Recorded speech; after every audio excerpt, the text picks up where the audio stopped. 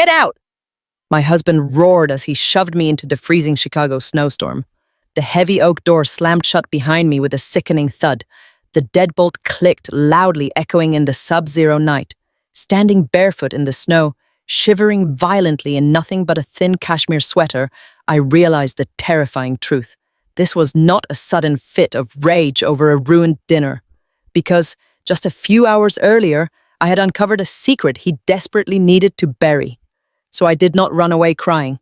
I came back inside, not to confront him, but to systematically destroy him. And by the time I was finished, he was on his knees begging me to stop. The impact of the frozen concrete driveway sent a sharp, agonizing jolt up my spine. I gasped aloud. The frigid December air seared my lungs like inhaled glass. Above me, the towering facade of our upscale suburban home loomed its warm yellow lights, mocking the freezing darkness enveloping me. Julian stood on the other side of the frosted glass panels of the front door. His silhouette was rigid and perfectly still. He did not look like a man who had just lost his temper.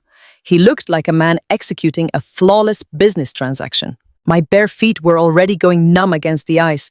I wrapped my arms around my chest, digging my fingernails into the thin fabric of my sweater. I stared at the closed door, piecing together the theatrical performance that had just unfolded in our custom kitchen. It started with the roast. I had left it in the oven 10 minutes too long. A minor mistake. We had been married for 6 years, and Julian had never raised his voice over a meal. But tonight, his reaction was explosive and terrifying. He hurled his expensive wineglass against the marble backsplash, sending crimson shards flying across the room. He screamed that I was useless. He yelled that I did nothing all day while he built his real estate empire, and that he could not stand the sight of my face for one more second. He grabbed my arm, his grip bruising and tight, and dragged me through the hallway. Before I could even register the shock, he threw me out into the worst blizzard of the year. But Julian is not a man of impulsive rage. He's a calculated, meticulous real estate developer who plans his life down to the second. He never makes a move without a guaranteed return on investment. As the bitter wind whipped my hair across my face, stinging my cheeks, the fog of shock began to lift. It was rapidly replaced by the sharp analytical clarity that used to be my livelihood. 5 years ago, I was not just a housewife tending to roasts. I was a senior forensic auditor at a top-tier financial firm downtown. I spent my days dissecting complex corporate fraud, tracking hidden offshore accounts, and destroying men far smarter than Julian. But when his development company started expanding rapidly, his internal books became a disaster. He begged for my help. He told me he needed someone he could trust completely. He said he needed someone with my exact set of skills to polish his operations and secure the multi-million-dollar investor loans he was chasing. So I gave up my career, I traded my corner office for our home study, I cleaned up his messy ledgers, restructured his tax liabilities, and gave him the pristine financial profile that propelled him to the top of the Chicago real estate market. I built his empire from the shadows. I knew exactly how his mind worked, and I knew exactly how much he despised unpredictability. Standing in the snow, my teeth chattering violently, the puzzle pieces slammed into place. Julian knows I have a severe intolerance to the cold. I grew up in Florida, and Chicago, winters have always physically pained me. He knows that if I am locked out in a blizzard, wearing only a sweater, my immediate instinct will be to seek shelter anywhere else. He expects me to walk to the neighbors. He expects me to call a cab to my friend's house. He expects me to do absolutely anything to get away from this property. He did not throw me out because he was angry. He threw me out because he needed the house empty. He needed me gone tonight, and he needed it to look like my fault. The realization hit me harder than the freezing wind. The burnt dinner was just an excuse, a convenient trigger he had been waiting for all evening. I squeezed my eyes shut, blocking out the biting snow, and thought back to the anomaly I had discovered just 3 hours before dinner. I had been in the study, running a routine sync on his tablet, to update the quarterly financial projections. It was supposed to be a standard backup, but a hidden folder buried deep under layers of encrypted subdirectories had briefly flashed on the screen before auto-locking. I only caught a glimpse of a single document title and a text message notification banner. It was enough to make my blood run cold. My bare toes were turning a frightening shade of blue, but the physical cold was rapidly being replaced by a burning molten fury in my veins. The man I had sacrificed my career, for the man whose financial sins I had meticulously scrubbed clean, was playing a dangerous and deadly game. He thought he could use my own domestic habits against me. He thought the quiet, supportive wife would just freeze and run away weeping into the night. He forgot that before I was his wife, I was the woman paid to tear apart liars. I took a shaky breath, forcing my frozen muscles to move. I did not walk toward the street. I did not go to the neighbors. I turned my back on the front door and began to creep carefully along the icy perimeter of the house, heading straight for the deep shadows of the backyard. If Julian needed me out of the house this desperately, I was going to find out exactly why. And I was going to make sure he regretted leaving me out in the cold. The brittle branches of the oak bushes scraped against my bare arms as I crouched in the freezing shadows of the front yard. The snow was already inches deep, packing tightly around my numb toes and soaking the hem of my cashmere sweater. My breath plumed in the sub-zero air like pale ghosts, but I forced myself to breathe shallowly, terrified that the sheer sound of my lungs working might alert the man standing just behind the frosted glass of our front door. My teeth chattered so violently, my jaw ached, yet the physical torment of the blizzard was eclipsed by the chilling memory of what I had seen just 3 hours earlier.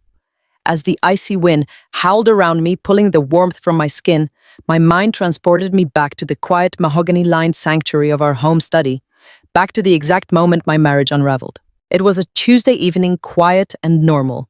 Julian was taking a shower upstairs, humming some jazz tune, while I sat at his massive oak desk.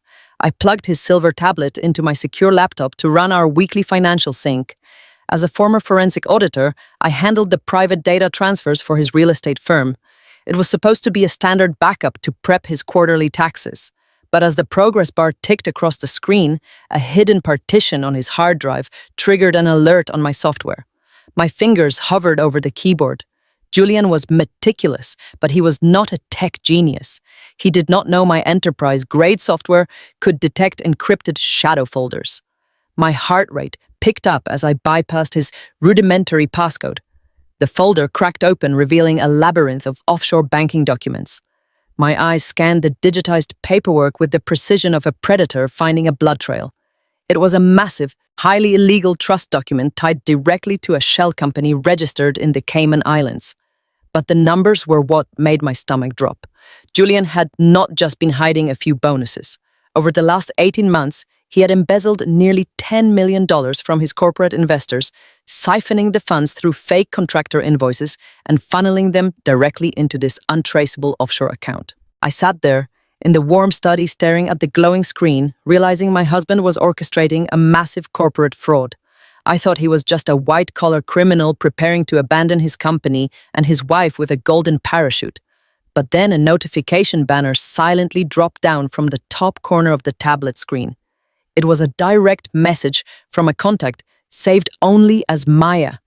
I clicked the banner opening a secret encrypted messaging application he had hidden behind a generic calculator icon. My blood turned to absolute ice as I read the words glowing in stark white text against the dark screen. Maya had written, "Is she out of the house yet? The gas line is prepped." I read the sentences again, my breath catching in my throat.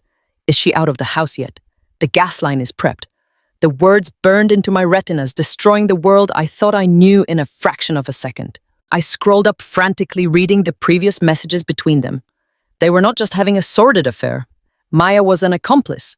Julian had messaged her earlier that morning complaining that the corporate board was ordering an external audit of his accounts by the end of the week. He was going to be exposed, his empire was going to collapse, and he was going to federal prison, unless a catastrophic tragedy occurred. According to the messages, the Cayman Islands account was set to automatically transfer into a joint account in both of their names, but only after Julian collected the massive $8 million premium on our comprehensive homeowner and life insurance policies. My life insurance policy. Crouching in the snow, the horrifying reality of the burned dinner finally made perfect sense. Julian had not lost his temper over an overcooked roast. He deliberately staged a violent domestic fight so the neighbors would hear us screaming. He dragged me out of the house and locked the door to ensure I was outside shivering and vulnerable while he finished the job inside. He knew I would try to find a way back in to get my coat. He wanted me to go back into the kitchen.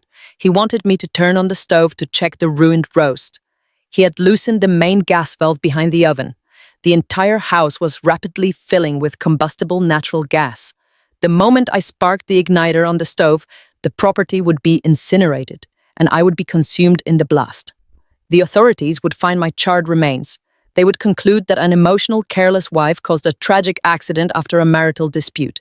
Julian would play the devastated widower, collect millions in insurance money, cover up his corporate embezzlement, and disappear with Maya. The sheer evil of his plan was paralyzing. He was going to murder me to balance his checkbook. The freezing Chicago wind whipped against my face, pulling me back to the present. My toes were devoid of feeling, and frost was forming on my sweater. Any normal person would have run screaming into the street, begging for the police. But the panic inside my chest had burned away, leaving nothing but a vast, silent, and lethal emptiness. I was no longer the devoted wife managing his books. I was the senior forensic auditor who tore apart syndicates for a living. Julian thought he was playing chess, but he had just handed the board to a grandmaster. I slowly stood up, brushing the thick snow off my bare legs. The cold did not bother me anymore. I turned my gaze toward the side of the house, focusing on the small window well leading down into our basement. I knew there was a spare emergency key hidden in a magnetic box bolted behind the heating unit. Julian needed a tragic accident.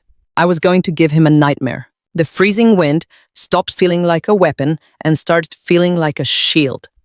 As the agonizing cold seeped deep into my bones, the devastation of my shattered marriage evaporated, leaving nothing behind but cold, calculating logic.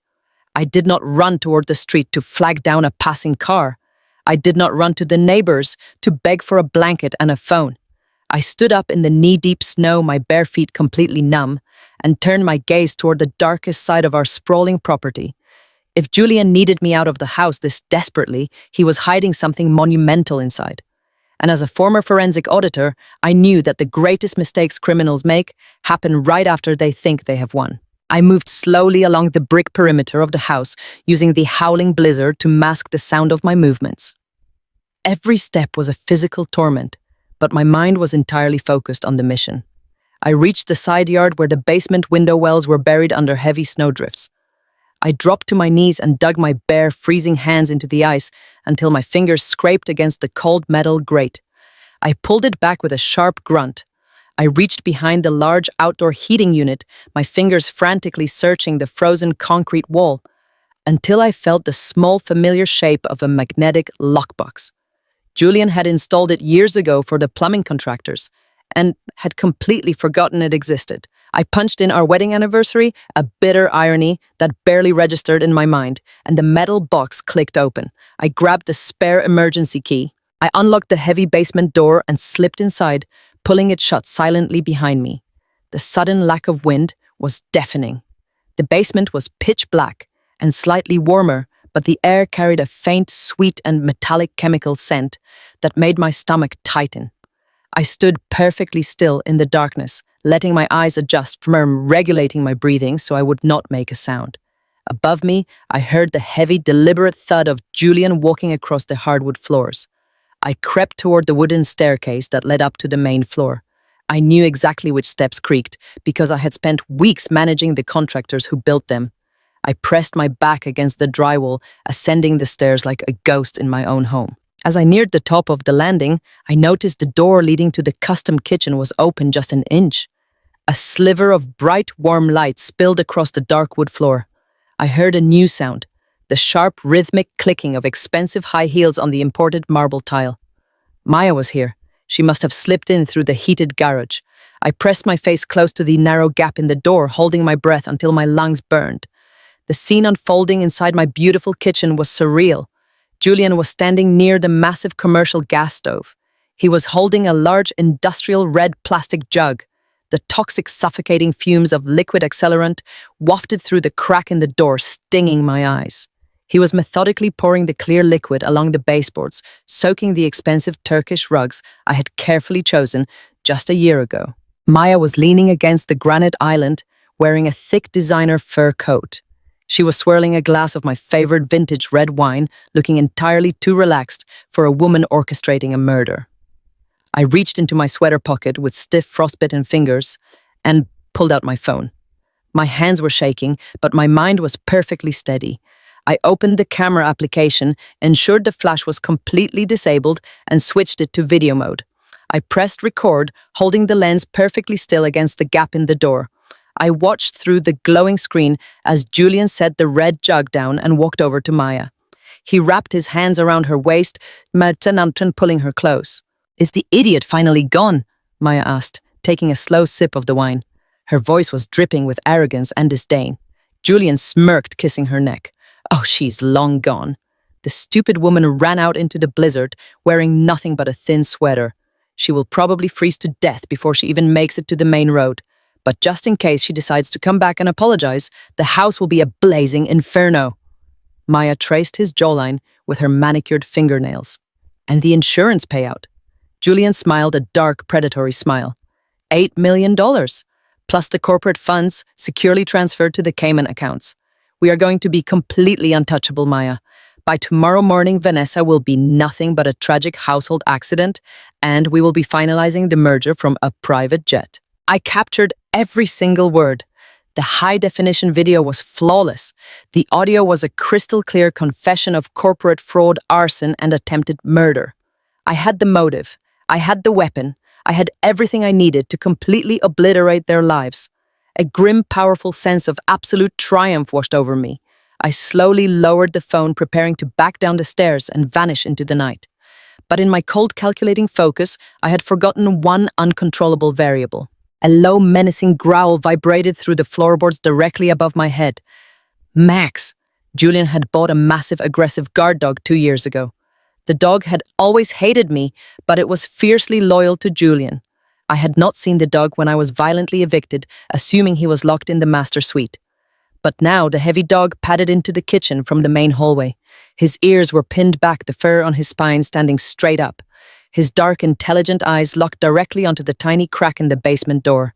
He could smell me. Maya gasped, taking a sudden step back and spilling wine on the marble floor. "What is wrong with him?" she asked, her voice suddenly trembling. Julian frowned, turning his head toward the door. The dog barked. It was a deafening, aggressive explosion of sound that shattered the quiet tension of the house. "Did you lock the basement door?" Julian yelled, his voice instantly laced with panic. He dropped his glass and started walking rapidly toward the stairs. My heart hammered against my ribs like a trapped bird. The time for stealth was over. I spun around and sprinted down the wooden steps.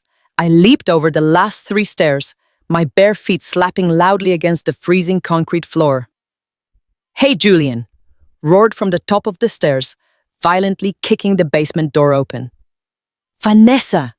I ran blindly toward the small egress window at the far end of the basement.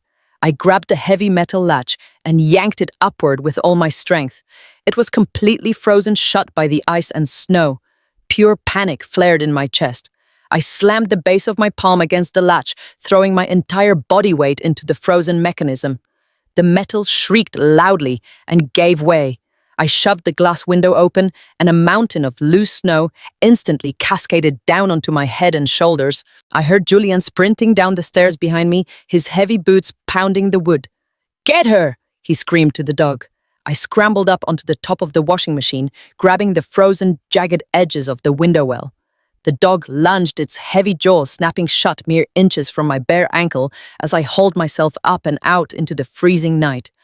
I rolled out of the window well and collapsed into the deep snow just as a deafening concussive boom shook the frozen ground beneath me.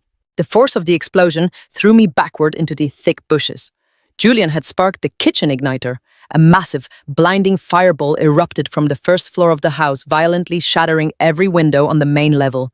Searing, intense heat washed over me instantly, melting the snow stuck to my skin. I lay on my back in the darkness, gasping for air, watching the roaring orange flames devour the life I had built for the last 5 years. Sirens immediately began to wail in the far distance, their sharp cries cutting through the howling blizzard. Julian and Maya had surely escaped through the side garage doors just before the blast, leaving me behind to burn to ashes. They thought they had won. They thought they had incinerated their problems and secured their millions. I slowly pushed myself up from the melting snow. I was shivering violently, completely barefoot, and officially a missing person presumed dead in a catastrophic accidental house fire. I had absolutely nothing left to my name except the clothes on my back and the small phone tightly clutched in my frozen hand. I looked down at the glowing screen. The video file had successfully saved and automatically synced to my secure offsite cloud server. I stared at the burning wreckage of my home, a cold smile touching my lips. Julian thought he had buried me in the fire. He had no idea I was about to return as the Inferno. Every single step through the knee-deep Chicago snow was a masterclass in absolute agony. The concussive blast from our house had thrown me backward into the thick landscaping bushes, saving me from the immediate searing flames, but leaving me entirely at the mercy of the sub-zero blizzard. I pushed myself up from the freezing mud and ice, leaving the towering, roaring inferno behind me. I did not look back at the life I had spent 5 years building. I had 3 miles to cover.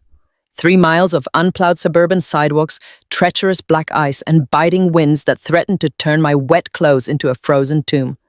My bare feet struck the concrete with sickening, heavy thuds. At first, the pain was a searing, burning sensation that shot straight up my legs and radiated into my spine. It felt as though I was walking on shattered glass. I forced my highly analytical mind to compartmentalize the intense physical trauma. I counted my deliberate steps. I focused entirely on the steady rhythm of my own shallow breathing. 1, 2, 3, 4. The howling wind whipped my damp hair violently across my face, the strands rapidly freezing solid against my cheekbones. A normal, terrified victim would have immediately knocked on a neighbor's door, begging for blankets, a phone, and a police escort. But I knew exactly how Julian operated. I knew that the police would look at me and see exactly what he wanted them to see. They would see a hysterical, half-dressed, unstable woman who just carelessly blew up her own custom kitchen. No, I needed a secure sanctuary. I needed an ally who possessed the same ruthless, calculating logic that I did. I needed my sister-in-law, Denise. By the time I reached the 2-mile mark, the agonizing, sharp pain in my bare feet had faded into a terrifying, heavy numbness. My legs moved like automatic mechanical pistons, driven purely by the immense adrenaline of a woman who had just watched her husband methodically try to murder her. I stayed deep in the shadows of the flickering streetlights, carefully avoiding the occasional snowplow that rumbled past, throwing salt onto the roads. I crossed through dark, narrow alleys and cut across frozen, expansive lawns, moving like a silent ghost haunting the wealthy suburbs. The thin cashmere sweater clung aggressively to my violently shivering frame, offering absolutely zero protection against the brutal, unforgiving elements. But the freezing temperatures outside were absolutely nothing compared to the massive, immovable glacier forming inside my chest. It took me nearly 2 grueling hours to finally reach the familiar solid brick facade of Denise's townhouse. I dragged my exhausted body up the front concrete steps, leaving a faint dark trail of blood from my torn frostbitten feet on her pristine white snow. I leaned heavily against the thick wooden door and slammed my frozen fist against it 3 times. A minute passed, then another. Finally, the heavy brass deadbolt clicked.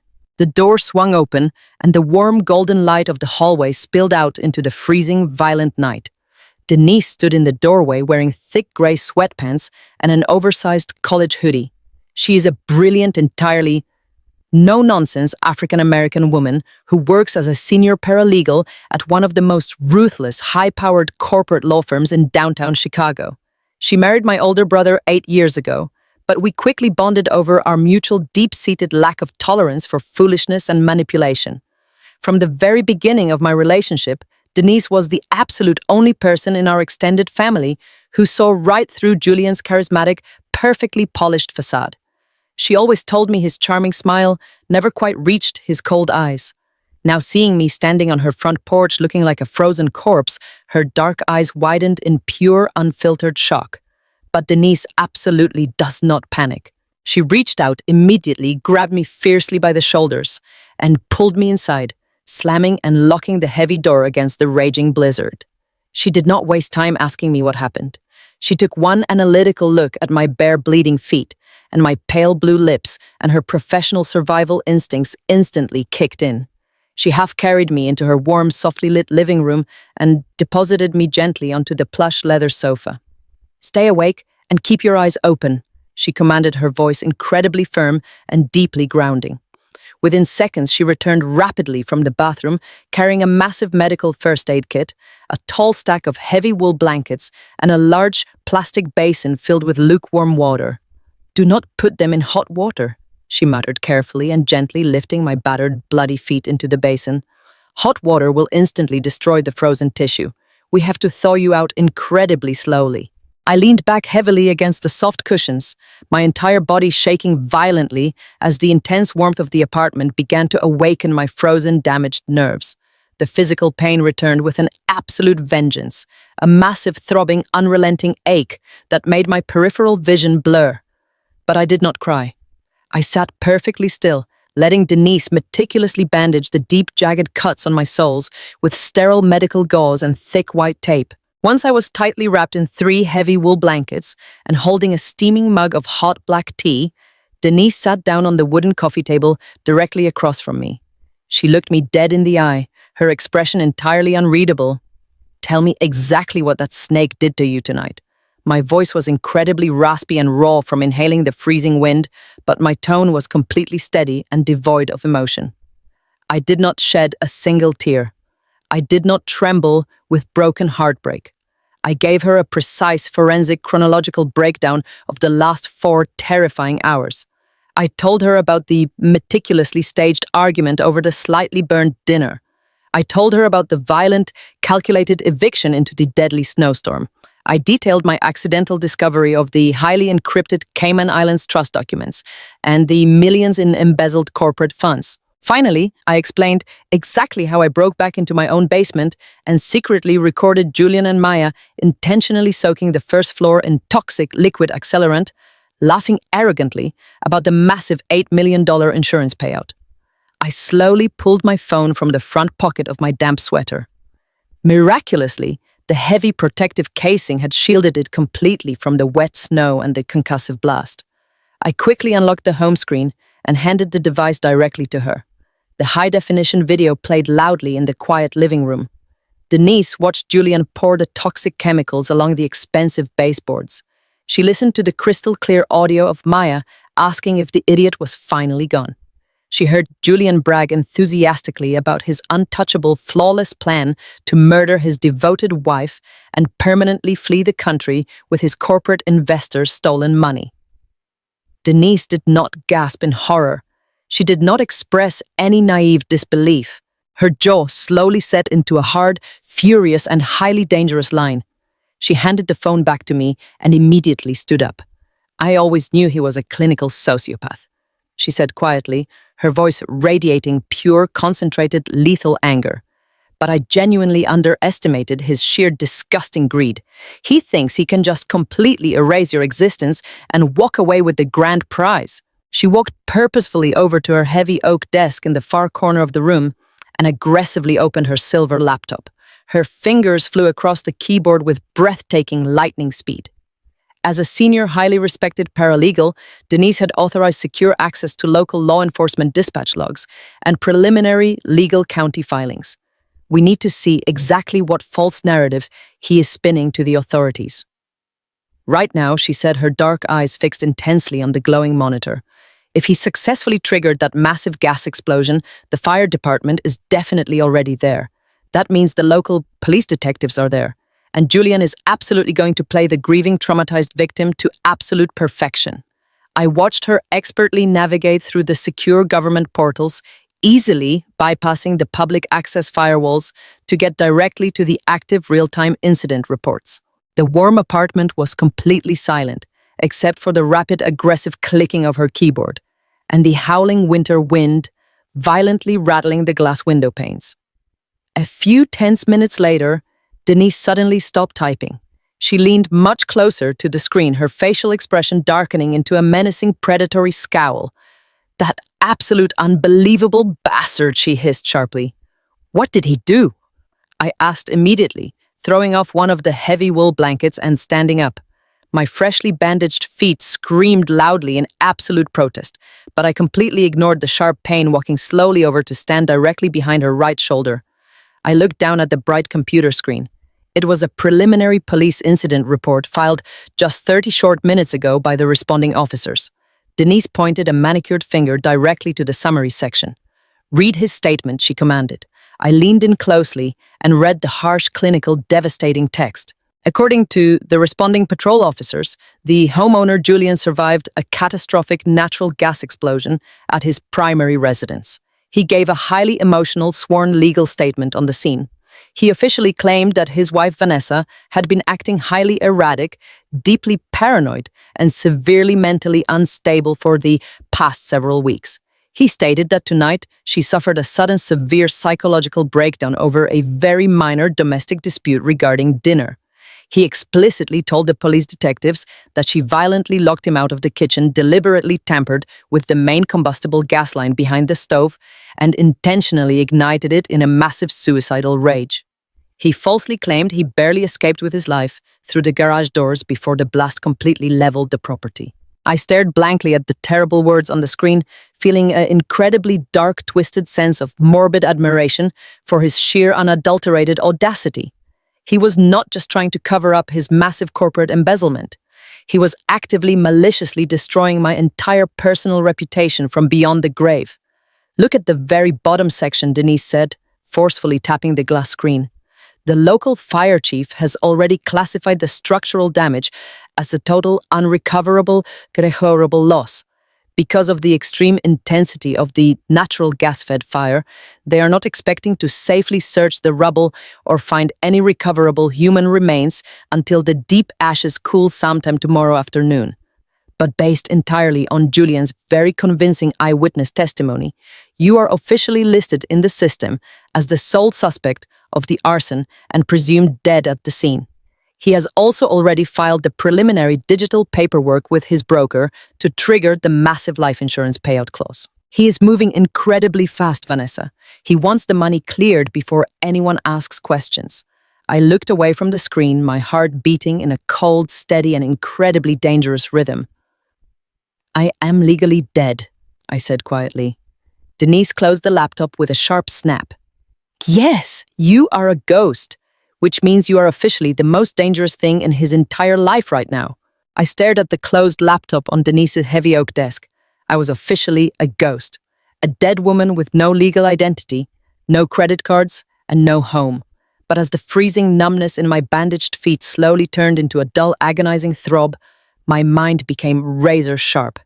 I did not have time to grieve the 5 years I had wasted on a sociopath. I had a war to win. Denise pushed the laptop back across the desk toward me. Her dark eyes were perfectly serious. She handed me a steaming mug of black coffee. She told me that if I was legally dead, then I was invisible, and invisible women can walk through walls. She told me to tear his digital walls down. I took a slow sip of the scalding coffee, letting the caffeine hit my exhausted system. I placed my hands on the cold silver keyboard. For the first time in 5 long years, I was not just Julian's obedient stay-at-home wife. I was a senior forensic auditor, and I was about to dissect his entire life. Denise logged out of her personal accounts and brought up the highly secure virtual private network she used for her corporate law firm. Her firm represented some of the most powerful financial institutions in Chicago, which meant her security clearance was incredibly high. I told her I needed her paralegal encryption credentials to create a backdoor into Julian's corporate servers. I explained that if I tried to access his network directly from a dead internet protocol address, his internal security team would flag the intrusion immediately. But if I routed the connection through her law firm's secure servers, they would just think it was a standard late-night legal compliance check. Denise did not hesitate for a single second. She leaned over my shoulder and quickly typed in her complex password and the secondary biometric security key. The screen flashed green. We were in. I cracked my knuckles and began to type. The familiar, rhythmic clicking of the keyboard filled the quiet living room. It felt like coming home. I bypassed the standard employee portal and dug straight into the raw, unedited financial data of his real estate development company. Julian always thought he was a genius, but he was just an arrogant salesman who heavily relied on automated accounting software. He left digital footprints everywhere. I started pulling the quarterly expense reports, cross-referencing them against the original investor capital deposits.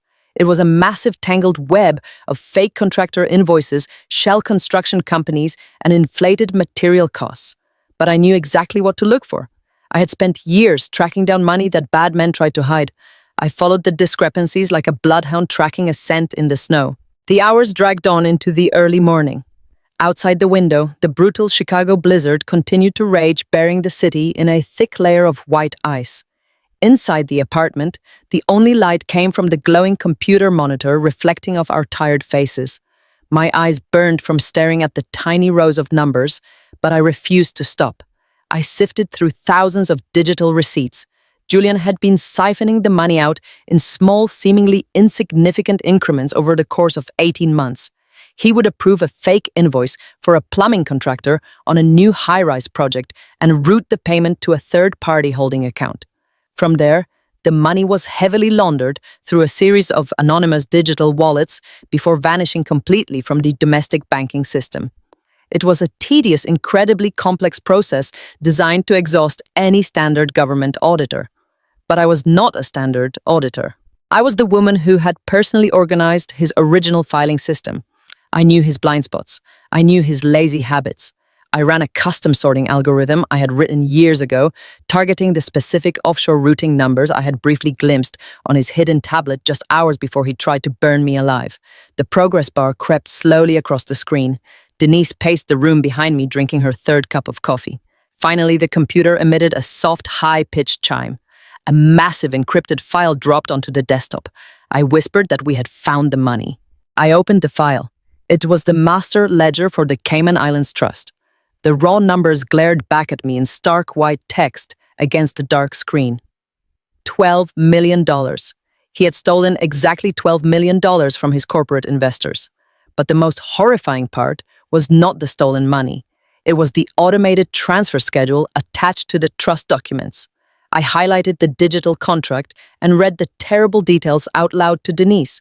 I explained that the offshore account was currently sitting in a temporary holding trust under a fake corporate name, but there was a scheduled execution order attached to the funds. Tomorrow morning, at exactly 9 o'clock, he was finalizing a massive corporate merger with his biggest rival. According to this document, the second that merger was officially signed, the entire $12 million would be automatically wire transferred out of the Cayman Trust and deposited directly into a private, untraceable Swiss bank account. I paused, my throat going completely dry. I told Denise that the Swiss account was registered solely under the name Maya. Denise stopped pacing. She walked over to the desk and stared at the screen, her jaw clenched tight. She said he was handing the entire fortune over to the mistress. She warned me that once that money hit the Swiss banking system, it would be gone forever. I would never be able to legally trace it, and he would never face justice for the embezzlement. She asked how much time we had before the transfer initiated. I checked the digital countdown clock embedded in the trust code. I replied that we had exactly 48 hours before the banking sequence locked in. But I told her we could not just call the police and show them this file. Because I illegally breached his servers using her law firm credentials, this evidence was completely inadmissible in court. If we handed this over to the authorities right now, Julian's high-priced lawyers would just claim the files were digitally fabricated by a jealous, disgruntled employee. They would bury us in endless litigation while the money quietly disappeared. We needed to officially freeze the Cayman Trust from the inside before the transfer executed. We needed to trigger the internal lockdown protocol. Denise leaned over and tapped the screen. She commanded me to trigger it and freeze the account right now. I shook my head, my heart sinking heavily in my chest. I told her I could not just click a button. I explained that this was a level 5 encrypted offshore trust designed specifically to prevent remote digital tampering. I could see the money and I could read the transfer schedule, but I could not alter the commands without the master cryptographic authorization token. She asked what an authorization token was, crossing her arms tightly. I explained that it was a physical hardware key, usually looking like a small silver flash drive. It contained a unique rolling digital signature that changed every 60 seconds. Without plugging that physical drive directly into the server, we were completely locked out. We could look at the vault, but we could not touch the money. Denise frowned deeply. She asked where a paranoid, arrogant sociopath would hide something that important. She reasoned that a man like Julian would never leave it in a safe or a bank vault. He would need to keep it incredibly close to him at all times. My blood ran completely cold as a sudden, horrifying memory slammed into my exhausted brain. I closed my eyes, visualizing Julian standing in our custom kitchen just hours ago, pouring the toxic liquid accelerant onto the expensive rugs. I pictured his crisp white button-down shirt, unbuttoned slightly at the collar. I remembered the faint metallic glint of a thick silver chain resting against his collarbone. He had started wearing that heavy silver necklace about 18 months ago, right around the exact same time the corporate embezzlement began. He had told me it was a sentimental family heirloom from his late grandfather. He never took it off, not when he slept, not when he showered, not even when he was orchestrating my murder. I opened my eyes and looked at Denise. I told her he wears it around his neck on a silver chain. I explained that he had told me it was a family antique, but I was absolutely certain it was the custom hardware key. He was carrying the master control to the $12 million on his body every single second of the day. Denise stared at me, her dark eyes wide with sudden, terrifying realization. She warned me that if he wore it around his neck, that meant I could not just hack it from this desk. That meant I had to physically take it from him. I looked down at my heavily bandaged, bleeding feet. I was legally dead. I had no home, no money, and no identity. The man who had callously thrown me into a sub-zero blizzard and blown up my house was currently sleeping soundly in a luxury hotel room, believing he had successfully committed the perfect, flawless crime. To stop the massive money transfer and completely destroy his life, I would have to walk right back into the lion den. I would have to get within striking distance of a ruthless killer. I turned away from this glowing computer screen and looked directly at my sister-in-law. My heartbreak and my exhaustion vanished entirely, replaced by a freezing, lethal determination. I told her that he thinks I'm a pile of ashes, and he thinks he has already won. He will not be looking over his shoulder. I promised her that I was going to find him tomorrow. I was going to get incredibly close to him, and I was going to rip that chain right off his neck. We had exactly 48 hours to steal his future, and I was not going to waste another minute. The heavy oak clock on Denise's wall chimed a hollow, echoing 3 a.m. I was still staring intensely at the glowing computer screen, the complex string of offshore routing numbers completely burned into my retinas. We knew how Julian had stolen the $12 million, and we knew exactly how he planned to funnel it into the Swiss banking system. We even knew that the transfer was permanently locked behind the physical hardware key hanging securely around his neck. But I needed a much clearer picture of the woman waiting on the other side of that massive digital transaction. I needed to understand exactly who Maya was. Denise was standing quietly by the frosted living room window, watching the brutal Chicago blizzard bury the quiet suburban street in pure white ice. I asked her to run a deep, comprehensive background check on the name attached to the Swiss account. I told her I needed every single detail she could find on Maya. Denise turned away from the window, her expression tired but deeply focused. She walked back over to the desk and gently pushed me aside, taking control of the silver keyboard. She logged directly into the premium private investigator databases her powerful law firm kept constantly on retainer. She began cross-referencing the specific Swiss banking identification numbers against massive international corporate registry logs. The quiet, rhythmic clicking of the keys felt incredibly loud in the silent apartment. Minutes dragged by like hours. Then Denise's fingers suddenly stopped. She let out a very low, sharp breath. She leaned closer to the monitor, her eyes narrowing in complete disbelief. She whispered that this was not just a simple, dirty affair. She said this was a full-scale, highly calculated corporate assassination. I asked her exactly what she had found, my heart rate immediately picking up its steady, dangerous rhythm. She pointed a manicured finger at a massive, complicated corporate hierarchy chart filling the screen. She explained that Maya was not just some random, sophisticated investor or a naive younger woman. Her full legal name was Maya Sterling. She was the youngest daughter of Richard Sterling, the absolute ruthless billionaire founder of Sterling Global. My blood ran completely cold. Sterling Global was Julian's biggest, fiercest rival in the Chicago commercial real estate sector. They had been aggressively locked in a brutal, highly public bidding war for the massive downtown waterfront redevelopment project for the last 2 solid years. Denise quickly pulled up a series of highly confidential internal communications between Maya and her father that she had managed to intercept through a backdoor corporate server. She read them out loud, her voice tight with rising anger. Maya was never actually investing her own money into Julian's company. She was secretly acting as a completely embedded corporate spy for her father.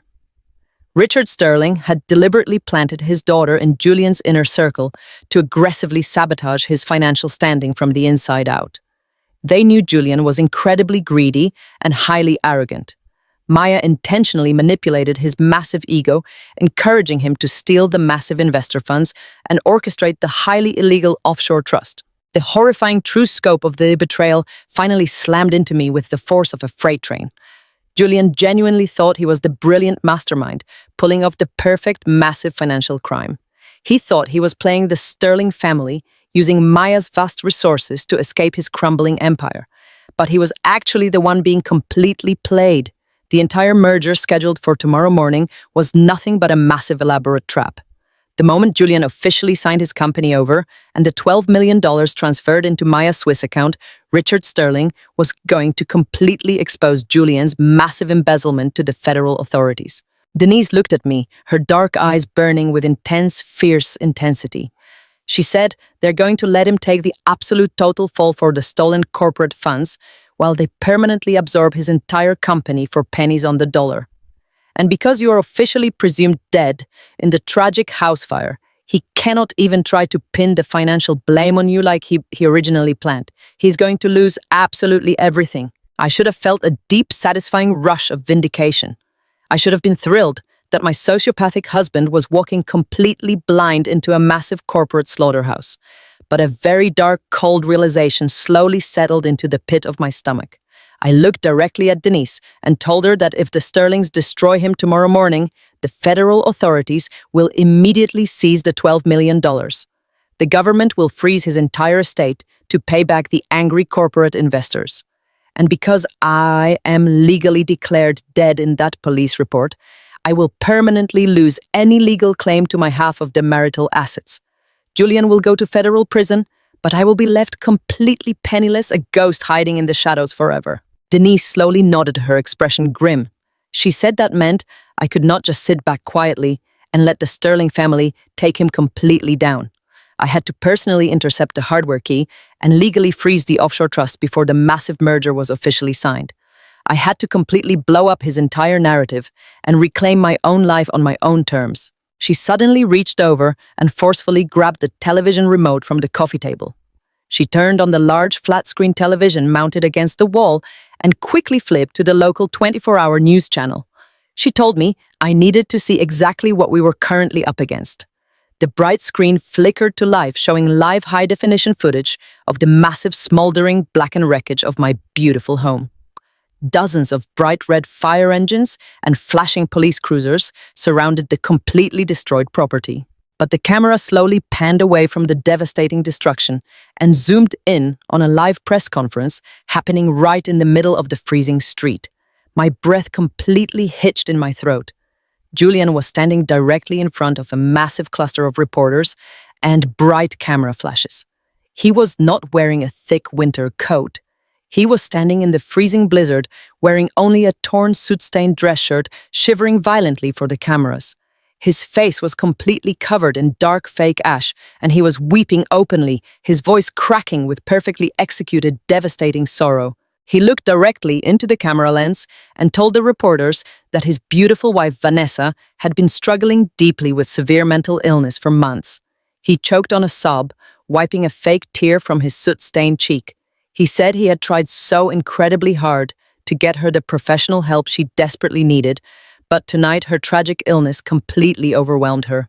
He claimed she locked him out of the kitchen in a sudden violent paranoid rage and deliberately ignited the main gas line. He begged the public for their prayers and asked for total privacy as he mourned the absolute catastrophic loss of his soulmate.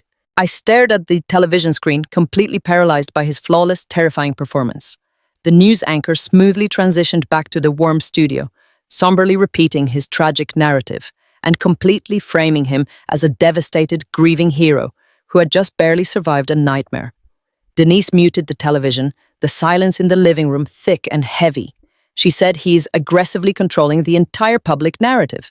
He's completely painting you as a tragic, unstable villain and himself as the ultimate victim. If you just walk into a local police station right now with absolutely no hard evidence, his high-priced corporate lawyers will instantly destroy you. They will claim you are deeply delusional, faking your own death, and completely prove his entire narrative that you are mentally unhinged. I slowly stood up, the dull, agonizing pain in my bandaged feet grounding me deeply in the brutal reality of the moment. Denise was entirely right. I could not just come back from the dead and quietly ask for my life back. If I stepped into the bright light without the master hardware key, Julian would absolutely bury me in endless legal litigation or completely commit me to a psychiatric ward. I needed the ultimate absolute upper hand. I walked very slowly toward the frosted living room window and stared out into the violent, howling blizzard. The sun was just beginning to rise, casting a cold, pale gray light over the frozen city. Tomorrow afternoon, Julian was hosting a highly public, massive memorial service for me at the most exclusive country club in Chicago. He had already announced it on the news, practically inviting the entire city to come watch him play the grieving, devastated widower one last time before finalizing the merger. I turned back to Denise, my voice completely devoid of any fear or hesitation. I told her I know exactly where he will be tomorrow afternoon. I said he wants to put on a massive show for the cameras and officially bury my memory in front of his wealthy investors. I told her I am going to give him the absolute performance of a lifetime. I am going to walk directly into my own funeral, and I am going to rip that hardware key right off his neck. The sprawling manicured grounds of the Oak Brook Country Club were entirely blanketed in pristine white snow, but the massive circular driveway was completely packed with rows of gleaming black luxury cars. It was exactly 2 in the afternoon, and Julian was putting on the performance of a lifetime. He had rented out the entire grand ballroom to host my lavish high society memorial service. Hundreds of Chicago's wealthiest real estate developers, prominent local politicians, and wealthy socialites were currently pouring through the massive oak doors, eager to pay their deep respects to the tragic, grieving widower. I stood in the freezing shadows of the service alley, completely invisible to the wealthy mourners. I was wearing a crisp white button-down shirt, a stiff black vest, and dark slacks, perfectly matching the uniform of the elite catering company Julian had hired for the reception. My dark hair was pulled back tightly into a severe professional bun, and a generic black face mask completely obscured the lower half of my face. Denise stood right next to me holding a heavy silver tray of polished champagne flutes. She looked absolutely flawless in her matching uniform, her dark eyes intensely scanning the busy service entrance. She had easily pulled a massive legal favor to secure us these highly coveted spots on the temporary catering staff list. I told her we needed to get inside before the main speeches started. She nodded curtly, handing me a second heavy silver tray. She whispered that the security guards at the front entrance were heavily checking invitations, but the service doors were completely wide open for the kitchen staff. We walked purposefully toward the bustling service corridor, blending perfectly into the chaotic stream of busy waiters and chefs. My heavily bandaged feet screamed in sharp, agonizing protest with every single step inside my stiff black shoes, but I forced my posture to remain absolutely rigid. I was not a terrified victim running from a burning house anymore. I was a completely lethal, highly focused predator, stepping directly into the lion den. We successfully bypassed the busy kitchen and slipped directly into the opulent grand ballroom. The sheer scale of Julian's massive staged grief was absolutely nauseating. The enormous room was heavily decorated with thousands of imported white lilies, filling the warm air with a cloying, suffocating floral scent. A massive framed oil painting of me, smiling brightly from our wedding day, stood prominently at the very front of the room, surrounded by hundreds of flickering white candles. Soft, mournful classical music played quietly from a string quartet in the corner. I stood completely still near the heavy velvet curtains, clutching my silver tray, staring at my own memorial service. And then I saw him. Julian was standing near the front of the room, completely surrounded by a large group of deeply sympathetic investors. He was wearing a meticulously tailored dark Italian suit, perfectly pressed and completely immaculate. His face was appropriately pale, and his shoulders were slightly hunched, projecting the exact perfect image of a completely broken, devastated man. He was nodding slowly, pulling a crisp white handkerchief from his pocket to dramatically dab at the dry corners of his eyes as an older woman patted his arm sympathetically. I felt a sudden, violent surge of absolute disgust completely claw up my throat. Just 36 hours ago, that same man was viciously shoving me into a freezing blizzard and pouring toxic liquid accelerant all over our kitchen floor. Now he was flawlessly playing the tragic hero, completely soaking up the massive public sympathy, right before he finalized the $12 million corporate merger and permanently fled the country. I scanned the crowded room until my eyes locked directly onto Maya. She was standing quietly near the back of the room, wearing a very chic, highly expensive black designer dress. She was doing a flawless job of pretending to be just another supportive corporate colleague, keeping a very respectful distance from the grieving husband. But I could see the cold, arrogant smirk lightly playing at the edges of her perfectly painted lips. She thought she was completely invincible. She thought her billionaire father was about to successfully execute the absolute perfect corporate assassination. She had absolutely no idea that I was standing less than 50 feet away, watching her every single move. Denise stepped very closely to my side, seamlessly adjusting the tall champagne flutes on her silver tray. She kept her voice incredibly low, barely a whisper over the mournful classical music. She said the entire Sterling corporate board is sitting in the VIP section near the front. The moment this completely ridiculous memorial service is officially over, Julian is legally signing the final merger documents in the private executive lounge upstairs. I slowly nodded my eyes, fixed firmly on the thick, heavy silver chain, completely visible just beneath Julian's crisp white shirt collar. The master hardware key. He was still wearing it right against his chest. I told Denise we had exactly 1 hour to get him completely isolated from the massive crowd. I backed away from the heavy velvet curtains and slipped silently into the narrow, dimly lit preparation hallway situated right behind the main bar. The busy bartenders were frantically pouring expensive drinks, completely ignoring me. I set my heavy silver tray down on the stainless steel counter and pulled a very small dark glass vial from the deep pocket of my black slacks. I had spent the last 5 years meticulously managing Julian's severe, highly sensitive peanut allergy. Even the absolute slightest microscopic trace of peanut protein would instantly send his immune system into a massive, violent panic. He completely relied on me to obsessively check every single label and fiercely interrogate every single waiter when we dined out. Now I was going to use my intimate, devoted knowledge of his deepest vulnerability completely against him. The vial contained highly concentrated, pure peanut oil. I did not want to kill him. If he died on the ballroom floor right now, the federal authorities would instantly freeze everything and I would completely lose the $12 million. I just needed to trigger a very fast, severe biological reaction. I needed him to panic deeply, lose his flawless, sophisticated composure, and sprint directly to the nearest private restroom. I carefully picked up a single tall crystal champagne flute from my tray. I unscrewed the tight cap of the small vial and let exactly one single microscopic drop of the thick oil fall directly onto the inner rim of the glass.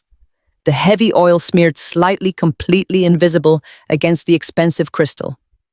I poured the bubbling dry champagne into the glass, watching the golden liquid completely wash over the tainted rim, perfectly mixing the invisible weapon. I placed the single poisoned flute squarely in the very center of my silver tray, completely surrounded by clean, untainted glasses. I smoothed down my black vest, adjusted my face mask, and walked purposefully back out into the crowded ballroom. The massive memorial service was officially beginning.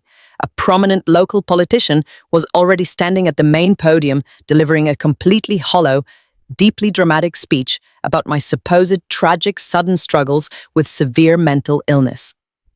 I navigated extremely smoothly through the dense crowd of wealthy mourners, completely adopting the invisible, highly subservient posture of a professional waiter. I kept my eyes focused entirely on the floor, blending perfectly into the background, moving steadily closer and closer to where Julian was currently standing. He was standing right next to the massive oil painting of me, holding a completely empty glass, deeply pretending to listen intently to the politician's drone. I approached him directly from his blind spot, stepping smoothly past a group of quietly sobbing women. I held the heavy silver tray up respectfully, keeping my head bowed extremely low. "Champagne, sir?" I asked, my voice completely muffled by the thick black mask, heavily disguised by the loud echoing acoustics of the massive ballroom. Julian did not even glance directly at my face. He simply reached out with his left hand and completely automatically grabbed the single crystal flute positioned squarely in the center of the tray. He took a very deep, heavy gulp of the sparkling liquid, continuing to stare sadly at the main podium. I instantly backed away completely, melting seamlessly back into the dense crowd. I moved quickly to the far side of the room, standing right next to Denise, near the main exit doors. I watched him intensely, waiting for the inevitable biological clock to strike. 10 seconds passed, then 20. Suddenly, Julian completely froze. He lowered the crystal flute, staring down at the remaining golden liquid with a look of pure, absolute confusion. He violently cleared his throat once, then twice. He quickly reached up with his right hand, aggressively pulling at the tight knot of his expensive black silk tie. His immaculate pale face rapidly began to flush a very deep, angry, unnatural shade of red. He coughed extremely loudly, a harsh, highly wet sound that completely cut through the politician's somber speech. Several nearby investors turned to look at him, their expressions suddenly very concerned. Julian violently dropped the expensive crystal flute onto the marble floor. The sharp, shattering sound of the glass echoed extremely loudly through the silent ballroom. He was completely gasping for air, his chest heaving violently, his hands desperately clawing at his own throat. The flawless, tragic widower facade completely shattered, instantly replaced by sheer, absolute biological terror. "Are you all right, Julian?" An older woman yelled, her voice completely panicked, rushing toward him. Julian could not speak. His airway was rapidly constricting. He violently pushed past her, completely ignoring the shocked gasps of the wealthy mourners. He was in full survival mode, desperately searching for an absolute sanctuary. He stumbled blindly through the dense crowd, roughly shoving wealthy investors aside, sprinting aggressively toward the private VIP hallway located near the back of the ballroom. He knew exactly where the private executive restrooms were. He needed complete isolation to immediately administer his emergency medication. I looked directly at Denise. She gave me a single sharp, firm nod, completely understanding the silent cue. The target was officially isolated. The crowd was completely distracted by the sudden chaotic commotion, loudly whispering and frantically pointing toward the hallway. Maya was completely frozen in her spot, her arrogant smirk entirely wiped away violently, replaced by pure, absolute confusion. I did not waste a single second. I turned away from the massive ballroom and walked extremely quickly into the dark private hallway, completely matching Julian's panicked, desperate pace. I slipped my right hand into my slacks, completely gripping the heavy, specialized digital cloning device Denise had provided. It was time to finally reclaim my life. I stepped into the dimly lit VIP corridor, completely leaving the bright, chaotic energy of the grand ballroom behind me. The heavy bass of the mournful string quartet faded into a soft, muffled hum the moment the thick, soundproofed walls closed around me. The expensive plush Persian carpet completely silenced my rapid footsteps as I moved purposefully down the empty hall.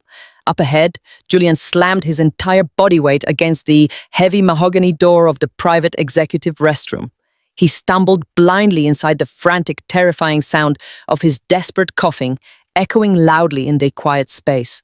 I walked quickly toward the closing door, catching the heavy brass handle right before the metal latch could click firmly into place. I pushed the thick wood open and slipped inside, completely enveloping myself in the bright, glaring fluorescent light of the sterile, luxurious bathroom. The space was massive, featuring imported black marble countertops and completely spotless floor-to-ceiling mirrors. Julian was aggressively hunched over the furthest porcelain sink. He was violently dry, heaving his perfectly styled hair completely disheveled and hanging loosely over his sweating forehead. Both of his hands desperately clawed at the deep pockets of his tailored Italian trousers, blindly searching for the emergency epinephrine injector he always carried. His breaths were coming in sharp, terrifying wheezes. The single microscopic trace amount of peanut oil I had placed on his crystal flute had violently hijacked his central nervous system, completely stripping away his polished, arrogant armor and reducing him to a pathetic, gasping shell. I reached carefully behind my back and firmly turned the heavy brass deadbolt, locking us completely inside. The sharp metallic click of the lock sounded like a heavy gunshot in the echoing room. Julian did not hear the lock engage. He was entirely focused on pure biological survival. He finally managed to pull the small plastic medical injector from his deep pocket, but his hands were shaking so violently that the device slipped right through his fingers, clattering loudly against the black marble and rolling straight into the deep ceramic sink basin. He let out a desperate, choked sob, reaching frantically to retrieve the lifesaver. I walked up slowly directly behind him. I did not say a single word. I did not scream or violently demand an apology for the explosion that destroyed my home. I simply reached out with my left hand, grabbed the thick fabric of his expensive suit jacket, and violently slammed his chest flush against the cold, hard marble counter. Julian gasped in pure shock, completely pinned under my sudden heavy weight. His head snapped up and his bloodshot, terrified eyes locked directly onto my reflection in the massive mirror. The remaining color completely drained from his violently flushed face, instantly replaced by a sickening pale gray. Even with the generic black catering mask covering the entire lower half of my face, he recognized my dark eyes instantly. He recognized the distinct shape of my brow and the cold, familiar intensity of my glare. He stared at the mirror, completely paralyzed by absolute sheer terror. In his oxygen-starved, highly panicked mind, he was not looking at his living, breathing wife. He firmly believed I had burned to absolute ashes 36 hours ago in a catastrophic, horrific explosion. He genuinely thought he was looking directly at a vengeful ghost, a violent, aggressive hallucination summoned completely from the deepest, darkest depths of his own guilty conscience. He tried to scream, but his tightly constricted airway only produced a pathetic, hollow rattle. His legs completely buckled beneath him, but I held him fiercely upright against the sink, pressing my forearm aggressively into his upper spine, refusing to let him collapse. I used my free right hand to reach directly over his trembling shoulder. I grabbed the thick, heavy silver chain resting securely against his sweat-soaked collarbone. I wrapped the cool metal firmly around my fingers and violently yanked it straight downward. The strong silver clasp snapped instantly, breaking the heavy chain. I pulled the master hardware key completely free from his neck. Julian squeezed his eyes tightly shut, hot tears of absolute terror streaming down his face, completely convinced a demon was dragging him straight down to hell. I quickly pulled the specialized digital cloning cable from my black slacks and plugged it directly into the bottom port of my encrypted mobile phone. I inserted the heavy silver hardware key into the opposite end of the adapter. The bright screen of my phone instantly illuminated, displaying a complex digital progress bar waiting for authorization. The complex decryption process required exactly 60 seconds. 60 agonizing, entirely endless seconds standing inside a locked bathroom with my murderous sociopathic husband. I kept him firmly pinned against the cold marble, completely ignoring his desperate, pathetic whimpers. I stared intensely at the glowing screen, watching the bright green percentage climb painfully slow. 10%, 20%. Julian was heavily sliding down the smooth mirror, his knees completely giving out, entirely unable to support his own body weight. I shifted my stance, driving my elbow harder into his back, keeping him trapped exactly where he was. 40%, 50%. Suddenly, someone grabbed the outside handle of the bathroom door and rattled it loudly. A muffled, concerned voice asked if anyone was in there. I did not move a single muscle. I did not even take a breath. I just watched the green bar climb. 70%, 80%.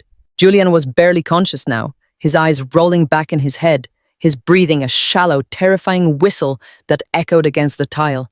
90%. The phone finally emitted a very soft internal vibration. 100% complete. The master cryptographic authorization token was successfully cloned and deeply securely buried inside my highly encrypted offshore server. I quickly yanked the silver flash drive out of the cloning adapter. I absolutely did not want him to realize he had been digitally robbed. If he knew the physical key was compromised, he would immediately call his private Swiss bank and initiate a manual override, completely freezing the $12 million before I could strike. I dropped the broken silver chain and the physical hardware key directly onto the cold marble floor right next to his dropped medical injector. I stepped back, completely releasing my aggressive physical hold on his expensive jacket. Julian instantly collapsed onto the hard floor, curling into a pathetic, tight ball, completely gasping for air. He frantically grabbed his medical injector and jammed it directly into his thigh, his entire body shaking violently as the medicine finally entered his bloodstream. I did not stay to watch the adrenaline work. I turned my back on his pathetic, shivering form, unlocked the heavy brass deadbolt, and slipped quickly back out into the dimly lit VIP hallway. I pulled the heavy mahogany door completely shut behind me, leaving him entirely alone with his terrifying hallucinations. I took a deep, steadying breath, my heart hammering a violent, victorious rhythm against my ribs. I had the digital key. I had the absolute ultimate weapon completely loaded and ready to fire. I began walking swiftly down the thick carpeted corridor, heading directly toward the heavy metal service doors at the far end of the building.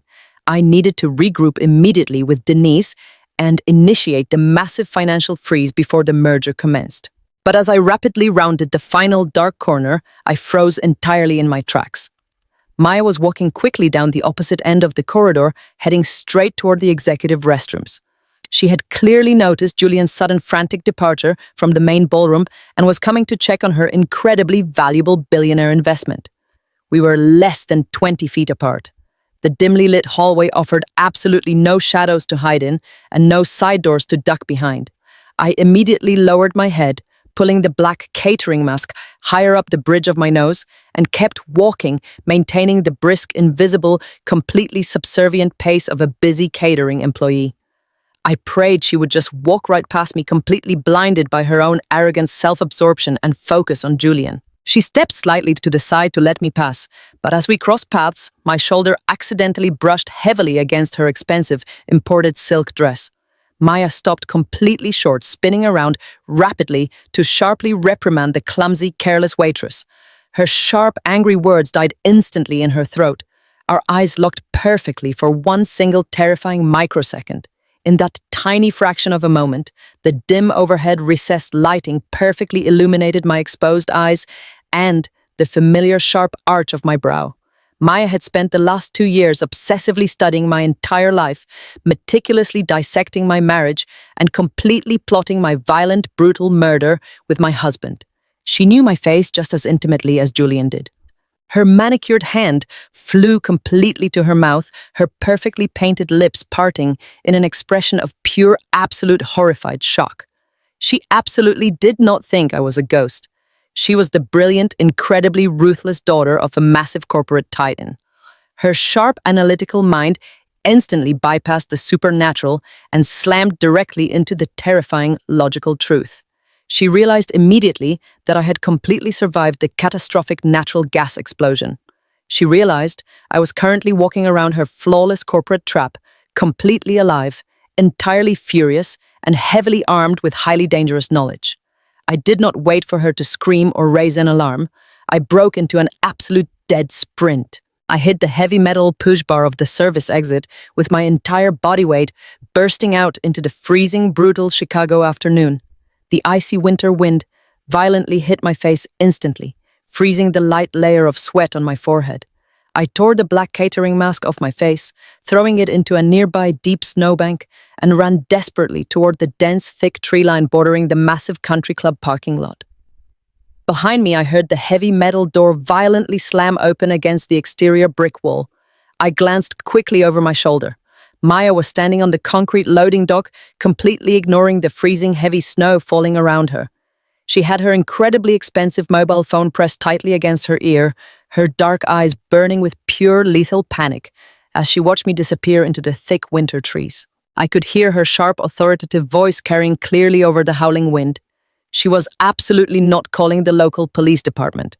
She was directly calling her billionaire father's private elite security contractors. I heard her explicitly order a completely heavily armed tactical extraction team to the country club. She screamed loudly that the target was still alive and aggressively demanded they lock down the entire suburban grid immediately. The quiet cat and mouse game had instantly escalated into a massive, terrifying hunt. Julian thought he was completely haunted by a dead woman, but Maya knew the absolute terrifying truth. The missing wife was fully awake, she was heavily armed with their darkest financial secrets, and she was rapidly coming to burn their entire stolen empire straight to the ground. I ran faster, my newly bandaged feet completely numb, plunging deep into the frozen, dense woods. The dense thicket of the winter woods aggressively tore at my clothes as I ran blindly through the deep freezing snow. My heavily bandaged feet were completely numb, but the massive surge of adrenaline pumping through my veins masked the agonizing physical pain. Behind me, the loud, chaotic shouts of the country club security staff echoed faintly over the howling Chicago wind.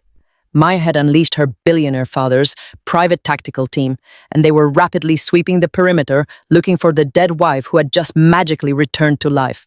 I pushed violently through the final row of frozen pine trees and burst out onto the icy, deserted access road directly behind the massive golf course. Denise was waiting exactly where we had planned. Her sleek black sedan was idling quietly in the deep shadows, the engine humming with a low, powerful vibration and the headlights completely turned off. I threw open the passenger door and collapsed heavily onto the leather seat, violently gasping for cold air. I held up my encrypted mobile phone, the screen brightly displaying the successfully cloned master hardware key. I told her I have the $12 million. Denise did not smile, and she did not celebrate. She aggressively slammed the car into drive and violently pressed the accelerator straight to the floorboard. The heavy sedan fishtailed wildly on the treacherous black ice before the specialized winter tires finally caught traction. We shot out of the dark access road and merged recklessly onto the main suburban highway, heading directly back toward the towering skyline of downtown Chicago. The heater blasted warm air violently against my frozen face, melting the thick chunks of snow clinging to my dark hair. I quickly navigated through my secure phone, verifying that the incredibly complex cryptographic token was safely locked behind my own private firewall. Julian was currently shivering in a luxury bathroom, completely unaware that I now held absolute total control over his entire stolen fortune. But the fleeting sense of massive victory was instantly shattered. A sudden blinding flash of high-beam headlights completely flooded the interior of our car. I spun around in my seat and looked through the frosted rear window. A massive, heavily armored black sport utility vehicle was aggressively riding our rear bumper, completely ignoring the dangerous icy road conditions. Denise looked sharply into her rear-view mirror, her dark eyes narrowing with intense, absolute focus. She said, "We have a very serious problem." She forcefully gripped the leather steering wheel and swerved violently into the left lane, attempting to shake the aggressive tail. The massive black vehicle instantly mirrored her exact movements, staying perfectly aligned with our rear bumper. They were not just following us casually, they were executing a highly precise tactical pursuit. I stared at the dark tinted windshield of the vehicle, desperately trying to see the driver. I told Denise that Maya must have deployed her security team faster than we anticipated. Denise shook her head, her jaw set in a rigid, angry line. She told me that Maya did not have enough time to dispatch an armored vehicle to our exact location on the highway. She said this vehicle was already waiting near the perimeter. This is not the sterling corporate security team. This is Julian's private fixer. The realization hit me like a physical punch to the chest. Julian employed a highly dangerous, incredibly shady private investigator named Vince. Vince was a disgraced former police detective who handled all of Julian's illegal intimidation tactics, corporate espionage, and dirty street work. If Julian had ordered Vince to monitor the memorial service perimeter to ensure no unwanted reporters breached the venue, then Vince had likely seen me fleeing the woods and immediately initiated a pursuit. He was a ruthless mercenary, completely loyal to Julian's massive bank account. And right now he was driving a 3-ton armored weapon directly at us. "Hold on tightly," Denise commanded, her voice completely devoid of panic. She slammed her foot down aggressively, pushing the heavy sedan over 80 miles per hour on the slick frozen highway. We weaved violently through the sparse afternoon traffic, the car skidding dangerously on patches of invisible black ice. The armored vehicle relentlessly maintained the chase, its massive engine roaring loudly over the howling winter wind. We crossed the city limits and plunged directly into the crowded, narrow streets of downtown Chicago. Denise executed a brutal, highly dangerous right turn, completely running a red light and sending the sedan sliding laterally across the intersection. Horns blared loudly around us as pedestrians scrambled frantically out of the icy crosswalks. But Vince was an expert driver. He cut the corner aggressively entirely, ignoring the civilian traffic, and closed the distance between us in a matter of seconds. "We need to lose him in the lower levels," Denise shouted sharply, completely gripping the steering wheel until her knuckles turned bright white. She violently cranked the wheel to the left, diving the car down a steep concrete ramp leading directly into the subterranean service tunnels beneath Wacker Drive. The sudden transition from the bright, snowy afternoon into the dim, flickering fluorescent lights of the underground tunnel was completely blinding. The concrete pillars flashed by in a dizzying, terrifying blur, but the subterranean roads were slick with freezing water and heavy oil. As Denise attempted to navigate a sharp concrete curve, the heavy sedan violently lost total traction. We spun wildly, out of control, the tires screaming loudly against the wet pavement. We slammed aggressively into a massive concrete barrier, violently deploying the side airbags and completely shattering the passenger side window. The deafening, explosive sound of the crash echoed loudly through the empty underground tunnel. I sat completely stunned in the passenger seat, my ears ringing violently, the sharp smell of deployed airbag chemicals burning my lungs. Denise groaned quietly, aggressively pushing the deflated airbag away from the steering wheel. Before I could even ask if she was injured, the massive black armored vehicle screeched to a violent halt directly behind us, completely blocking our only avenue of escape. The heavy driver's side door opened, and Vince stepped out onto the wet concrete. He was a massive, deeply intimidating man wearing a thick black tactical coat. His expression was completely cold and utterly devoid of any human empathy. He reached smoothly inside his coat and slowly drew a heavy matte black firearm, keeping the barrel pointed directly at the windshield of our crashed sedan. He slowly walked toward the hood of our car, his heavy boots splashing loudly in the freezing puddles. Denise reached frantically toward the center console, completely preparing to shift the damaged car into reverse and ram him. I stopped her. I grabbed her arm firmly, my mind operating with absolute freezing clarity. I told her we cannot outrun a bullet. I looked directly at the massive armed man walking toward us. He thinks he is protecting a brilliant mastermind. He has absolutely no idea he is simply the designated sacrificial lamb. I forcefully kicked my jammed passenger door open. The twisted metal shrieked loudly as I forced my way out into the cold, damp tunnel, completely ignoring Denise's urgent, angry protests. I stood slowly upright, keeping my empty hands completely visible. I stared directly down the dark barrel of the loaded firearm. Vince completely stopped, his cold eyes narrowing in absolute sheer disbelief. He lowered the weapon just a fraction of an inch, clearly recognizing my face. "You are officially supposed to be a pile of ashes," he stated, his voice a deep, gravelly rumble that echoed in the concrete tunnel. I took a slow, deliberate step forward, completely projecting absolute fearless authority. I told him I survived the blast, Vince, and I know exactly what Julian is doing. He is finalizing a $12 million merger tomorrow morning and permanently fleeing the country. Vince scoffed loudly, raising the firearm back to my chest. He said, "Julian pays me incredibly well to clean up his messes. And right now you are nothing but a very expensive, completely unauthorized loose end." I did not flinch. I did not step back. I looked at him with a gaze as sharp and entirely lethal as a surgical scalpel. I told him Julian does not pay you to clean up his messes. He pays you to take the absolute final blame for them. I slowly reached into the pocket of my slacks and completely extracted my encrypted mobile phone. I unlocked the screen and immediately opened the massive master financial ledger I had meticulously stolen from the corporate servers. I held the bright glowing screen up, ensuring he could clearly read the complex data. I told him I am a senior forensic auditor. I just spent the entire night completely dissecting his encrypted offshore accounts. Look very closely at this specific routing column, Vince. Look exactly at where the money for the liquid chemical accelerant came from. Vince hesitated, keeping the weapon completely aimed at me, but he slowly stepped slightly closer, his eyes darting toward the glowing screen.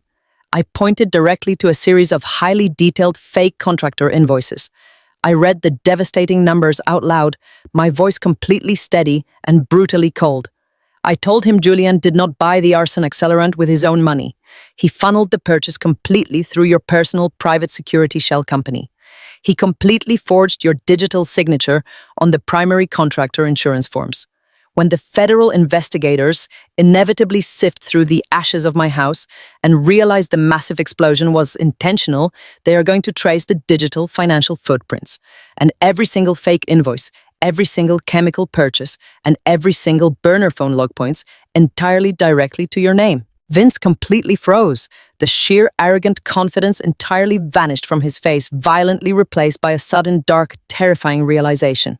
I continued pushing the absolute fatal logic directly into his brain. I told him Julian is marrying Maya Sterling. He's transferring $12 million into a completely untraceable Swiss bank account tomorrow morning. He's boarding a private international jet before the police even begin their formal arson investigation. He's not paying you for your loyalty, Vince. He's completely setting you up to face the entire federal investigation for premeditated murder and massive insurance fraud. You are not his enforcer. You are his absolute perfect, flawless scapegoat. You are going to spend the absolute rest of your life rotting in a federal penitentiary while he drinks expensive champagne in Geneva. The damp underground tunnel was completely silent, except for the heavy, steady dripping of freezing water falling from the concrete ceiling. Vince stared intensely at the complex financial ledger. He recognized his own corporate routing numbers. He recognized the specific dates Julian had asked to borrow his encrypted digital credentials under the completely false pretense of running a standard background check on a new employee. The massive betrayal finally shattered his entire mercenary worldview.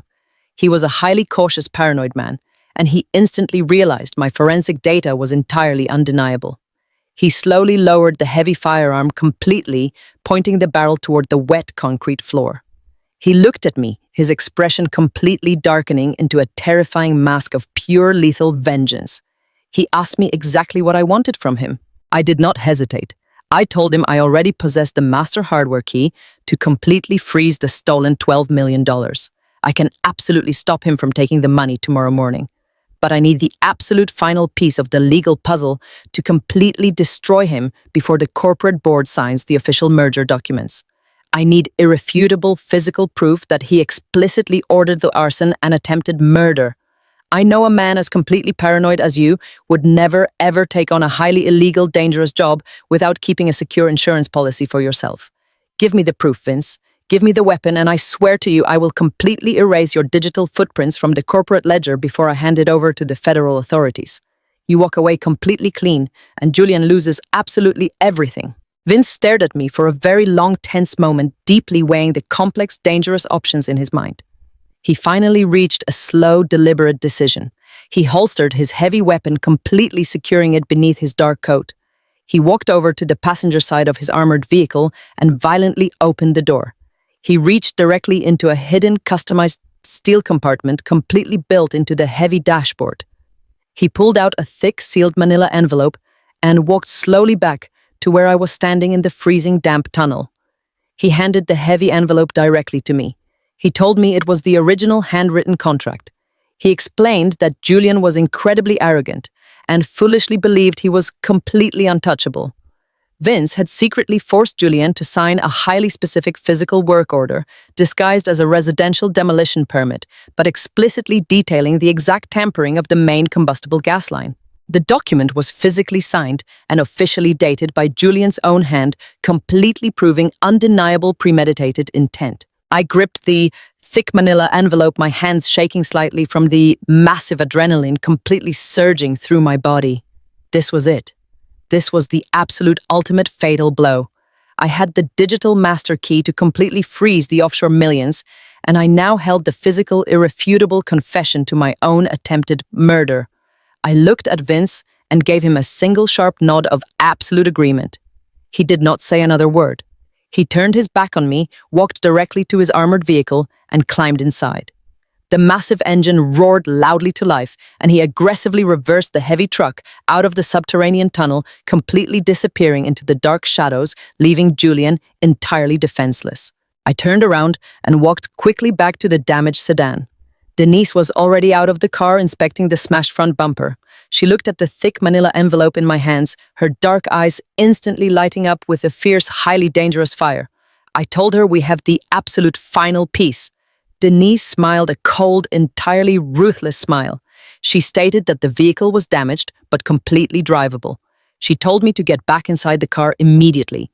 The sun was rapidly setting outside, completely plunging the frozen city into total darkness. Tomorrow morning, Julian and Maya were walking directly into the massive executive boardroom, completely expecting to sign the absolute biggest financial victory of their corrupt lives. I opened the damaged passenger door and sat down heavily, clutching the evidence tightly to my chest. I told Denise to drive us to the safe house. We had exactly 12 hours left to completely assemble the guillotine. The heavy oak door of the luxury hotel suite slammed shut with a violent bang. Julian aggressively paced the expansive living room, his immaculate Italian suit now entirely wrinkled and soaked with cold, terrified sweat. The massive floor-to-ceiling windows offered a stunning panoramic view of the freezing Chicago skyline, but he was completely oblivious to the glittering city lights. His mind was violently unraveling. He violently tore his silk tie from his neck and threw it angrily onto the plush white sofa. Maya sat quietly near the marble wet bar, her posture rigid, her dark eyes intensely tracking his every single frantic movement. She was holding a heavy crystal glass of scotch, but she was not drinking it. She was calculating. She had watched him completely unravel in the country club bathroom, suffering what she originally assumed was just a severe, tragic, biological allergic reaction. But Julian had not said a single word about the missing hardware key. He was entirely too terrified to admit that he had physically lost the $12 million to a ghost. He genuinely believed that if he just accelerated the timeline, he could finalize the merger and completely flee the country before his crumbling reality completely caught up to him. He abruptly stopped pacing and turned violently toward the dark oak desk, sitting in the corner of the suite. He aggressively flipped open his silver laptop, the bright blue light of the screen illuminating his pale, terrified face. Maya set her crystal glass down on the marble counter, her sharp voice completely cutting through the heavy, tense silence. "Julian, what exactly are you doing?" she demanded, her tone laced with deep, icy suspicion. "The final merger signing is scheduled for 9 o'clock tomorrow morning. We just need to wait 12 hours. Julian shook his head violently, his hands trembling aggressively as he typed in his complex administrative passwords. He told her they were not waiting until tomorrow morning. He said they were finalizing the corporate digital transfer tonight. Right now. Maya stood up slowly, her perfectly manicured hands clenching into tight, angry fists. She forcefully told him he could not arbitrarily change the massive digital schedule of a $12 million corporate merger without completely alerting her billionaire father's legal team. She demanded to know exactly what had happened to him in that bathroom. Julian completely ignored her. His oxygen-starved, highly panicked brain was operating entirely on pure primitive survival instinct. He frantically logged into the highly secure offshore banking portal, his trembling fingers violently slamming against the silver keyboard. He needed to physically see the $12 million sitting safely in the Cayman Trust. He needed the absolute reassurance of those massive digital numbers to prove that he was still in total control of his destiny. He forcefully clicked the heavy execute transfer button, fully expecting the automated offshore system to require the physical insertion of his master hardware key. He reached automatically toward his chest, his fingers desperately grasping for the heavy silver chain that had hung securely around his neck for the last 18 months. His fingers met absolutely nothing but thin air. A sharp, terrifying gasp violently ripped from his throat. He frantically tore open the top buttons of his wrinkled dress shirt, violently pulling the fabric completely apart. His bare chest was entirely empty. The heavy silver chain was completely gone. The master hardware key was missing. Maya took a slow, deliberate step toward the desk, her dark eyes narrowing with intense, lethal suspicion. She asked him very quietly exactly what he was looking for. Julian did not answer her. He was completely paralyzed by absolute sheer terror. He stared blankly at the glowing screen, the terrifying realization finally crashing through his fragile mental barricades. He had not just hallucinated my face in that mirror. He had physically felt my heavy weight pressing him aggressively against the marble sink. He had felt my cold hands violently rip the chain completely off his neck. I was not a ghost haunting his guilty conscience. I was an entirely real, completely living woman, and I had personally stolen his absolute entire future right from beneath his chin. He frantically hit the keyboard, completely bypassing the physical hardware requirement and attempting to authorize an emergency manual digital override. He rapidly typed in his absolute highest level encrypted fail-safe codes, praying desperately that the Swiss bank would accept his digital authorization. The loading circle spun violently on the bright screen for 10 agonizing, entirely endless seconds. Then a massive, glaring red notification banner violently flashed across the entire monitor. Access denied. Assets temporarily frozen. Julian violently slammed both of his fists aggressively down onto the heavy oak desk, the loud impact echoing sharply in the quiet luxury suite.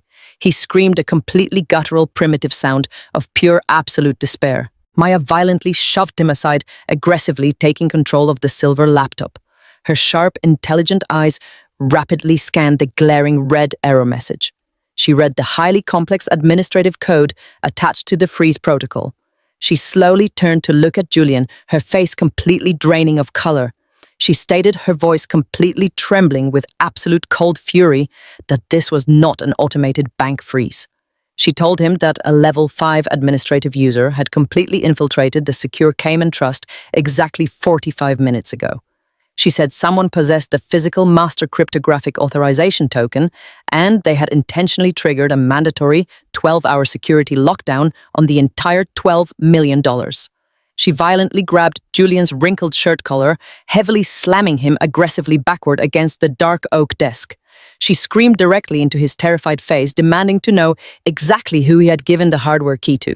Julian was completely weeping now, hot tears of absolute pathetic terror violently streaming down his pale cheeks. He frantically shook his head, his voice completely cracking with pure panicked hysteria. He swore entirely to her that he had not given it to anyone. He sobbed loudly, insisting that Vanessa had aggressively attacked him in the private bathroom. He completely believed the dead woman had somehow physically returned from the grave to steal his fortune. Maya violently slapped him completely across the face, the sharp cracking sound echoing loudly in the tense suite. She screamed at him to stop completely acting like a pathetic, terrified child. She told him ghosts do not execute massive, complex, digital offshore banking freezes. She completely confirmed her own terrifying realization from the dimly lit country club hallway. She aggressively informed him that his incredibly brilliant forensic auditor wife was absolutely entirely alive, and she had just flawlessly robbed him completely blind. The heavy, terrifying truth violently settled over the luxury suite, completely suffocating the remaining oxygen from the room. Julian slowly slid down the side of the heavy oak desk, collapsing completely onto the plush hotel carpet. He pulled his knees tightly to his chest, rocking slightly back and forth, entirely broken by the sheer magnitude of his total, absolute failure. He had aggressively plotted a flawless, perfect corporate crime. He had successfully manipulated investors, stolen massive fortunes, and orchestrated a violent, horrific murder. But he had completely underestimated the sheer, relentless, terrifying intellect of the woman he had discarded. I had completely isolated him entirely, terrified him, violently robbed him, and successfully frozen his stolen fortune, all within a matter of 45 short minutes. Maya did not panic. She was entirely her billionaire father's daughter. She rapidly pulled her encrypted mobile phone from her designer handbag and furiously dialed her private international banking contact in Geneva. She aggressively demanded an immediate, completely unauthorized manual bypass of the Cayman security freeze. She loudly offered massive, highly illegal bribes, aggressively threatening total corporate war if the bank did not immediately release the $12 million into her private account. But the Swiss banker remained entirely cold and highly professional. He smoothly informed her that the master hardware key held the absolute ultimate legal authority. He stated that the 12-hour lockdown protocol was entirely, completely unbreakable. The massive fortune was permanently frozen until exactly 9 o'clock the following morning, perfectly coinciding with the incredibly public massive corporate merger signing. She violently ended the call, heavily throwing her expensive phone completely across the luxury suite. It violently shattered against the massive floor-to-ceiling window, falling in sharp broken pieces onto the plush carpet. She turned her aggressive, lethal gaze completely back to the pathetic, shivering man sitting on the floor. She realized completely that the entire massive corporate assassination plot her billionaire father had meticulously designed was completely collapsing entirely around them. They were completely trapped. If they attempted to cancel the highly public merger tomorrow morning, the angry corporate board would immediately demand a full forensic financial audit, completely exposing Julian's massive $12 million embezzlement. But if they walked directly into that massive executive boardroom and officially signed the final legal documents, Julian would completely surrender his entire company, while the $12 million remained permanently locked in an offshore vault, completely controlled by his highly vengeful, fully alive wife. They had absolutely no escape. The 12-hour countdown had officially begun, and I held the absolute final fatal blow completely in my hands. The heavy snow continued to blanket the dark streets of Chicago as Denise drove us safely back to her secure townhouse. I sat quietly in the passenger seat, clutching the thick manila envelope firmly against my chest. It contained the absolute undeniable physical proof of Julian's violent crimes, but my forensic work was still not entirely finished. Julian was a desperate, cornered animal, and Maya was a completely ruthless corporate predator. When two predators are violently trapped in a cage together, they inevitably turn on each other. I just needed to make completely sure I was secretly recording when the absolute bloody betrayal finally happened. We walked inside the warm, quiet apartment, and I immediately sat down at Denise's heavy oak desk. I opened my encrypted silver laptop and quickly connected the specialized digital cloning device I had used in the country club bathroom. When I cloned the master hardware key from Julian's neck, I did not just steal his access to the $12 million offshore trust. I had also simultaneously downloaded the entire mirrored digital profile of his highly secure mobile phone. I had completely bypassed his complex biometric security protocols, granting myself total unrestricted access to his private text messages, his encrypted emails, and most importantly, his live cellular audio feeds. Denise stood directly behind my chair, holding a steaming mug of black coffee, her dark eyes firmly fixed on the glowing computer monitor. I rapidly executed a highly complex audio routing software I had personally developed during my years as a senior forensic auditor. A bright green digital waveform appeared entirely across the center of the screen, indicating a perfectly stable live connection to Julian's device. We did not have to wait very long. The digital waveform suddenly spiked violently, flashing bright red as an incoming encrypted cellular call connected. I quickly pressed the heavy record button and routed the live audio directly through the external computer speakers. The incredibly tense, highly panicked voice of Julian echoed loudly into the quiet living room. He sounded completely broken, his breathing coming in sharp, terrified gasps. He was desperately begging Maya to listen to him.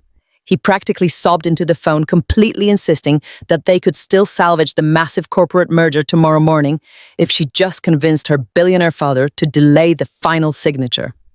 Maya completely cut him off, her sharp, authoritative voice radiating pure, absolute venom. She violently told him that he was an absolute, pathetic, completely useless idiot. She aggressively screamed that the entire $12 million Cayman Trust was permanently frozen and completely inaccessible. She demanded to know exactly how a dead woman had successfully managed to physically rob him completely blind in a crowded country club bathroom. Julian frantically stammered, completely unable to form a coherent, logical sentence. He tried to desperately explain the sheer absolute terror of seeing my face in the mirror, completely believing I was a supernatural hallucination, until he realized the heavy silver chain was completely gone.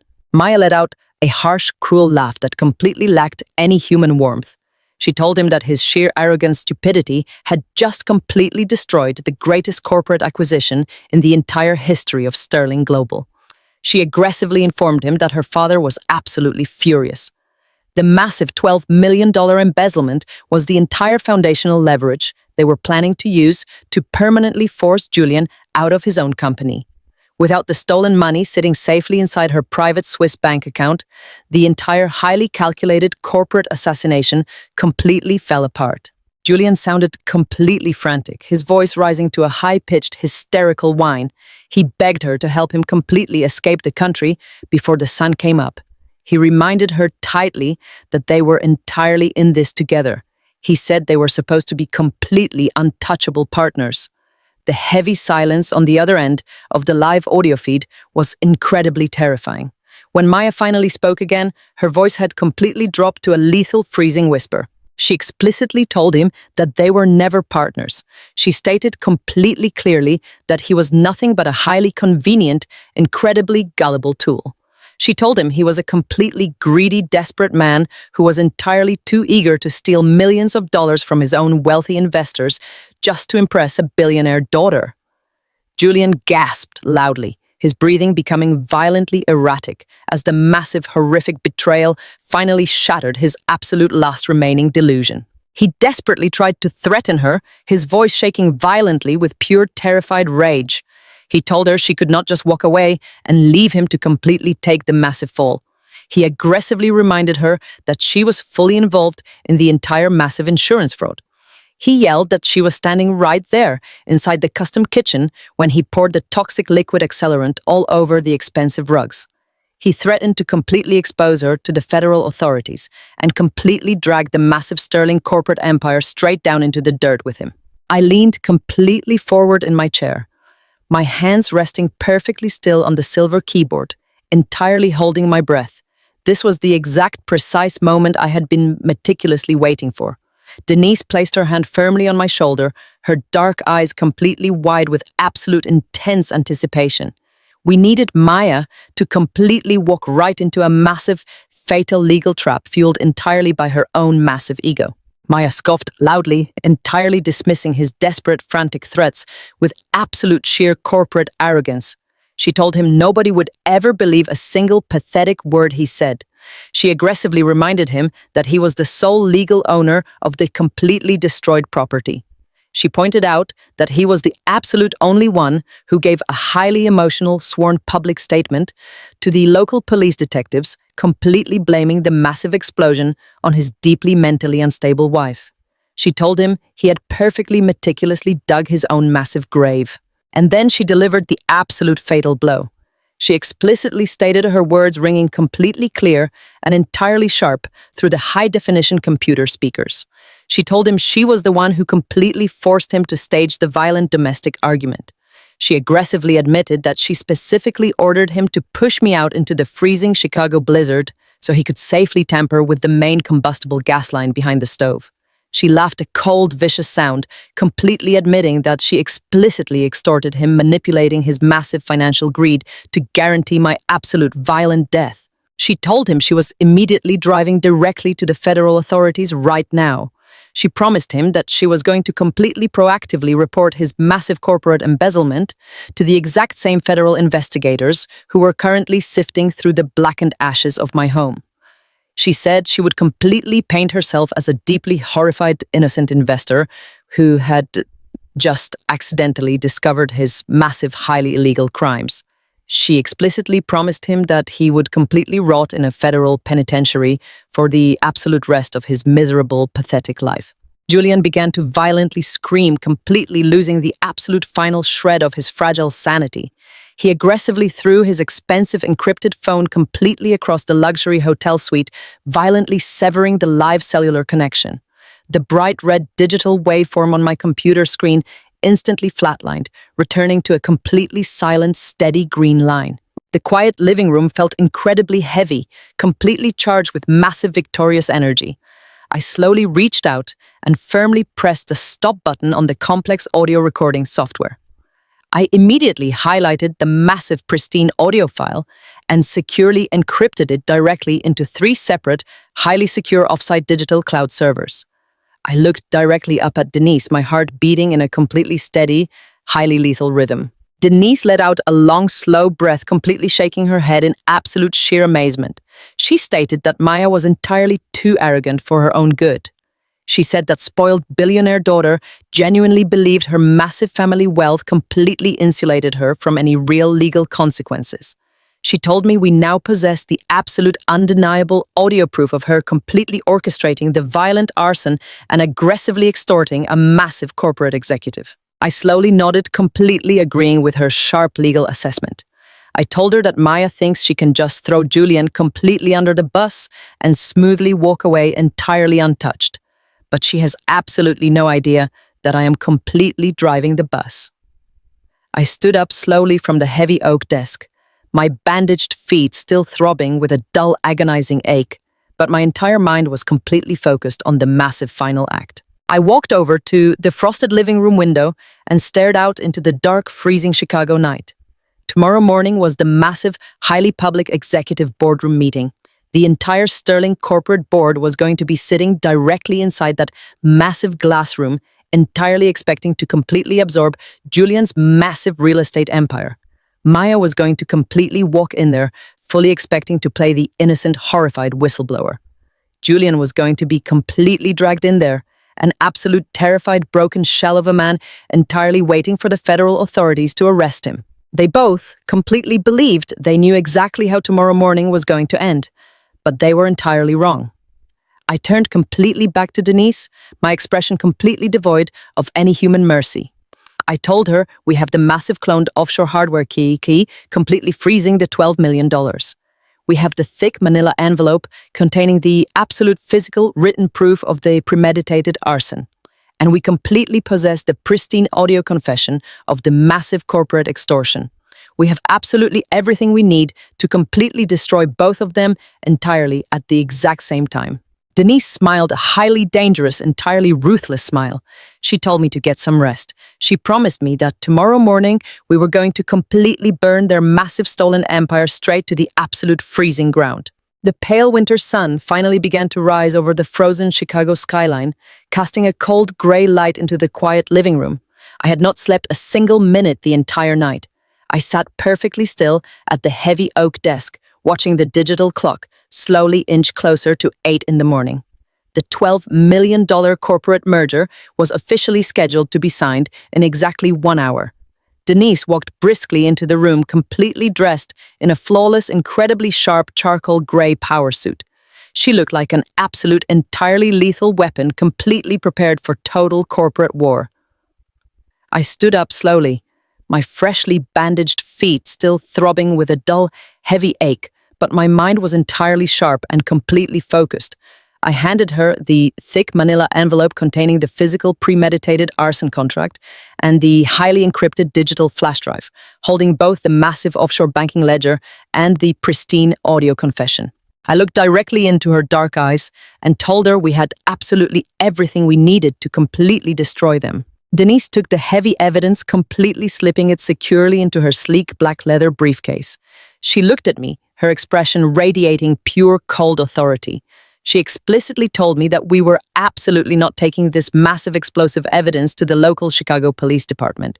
She explained thoroughly that Julian was an incredibly influential, highly connected real estate developer who routinely donated massive amounts of money to local political campaigns and police union funds.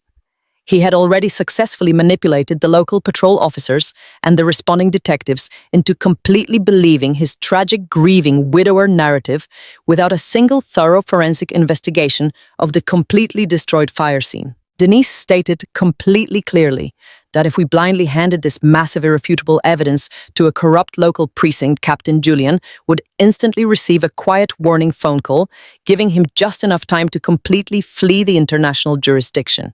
She explicitly told me that we were bypassing the entire local corrupt system and going straight to the absolute highest top of the federal food chain.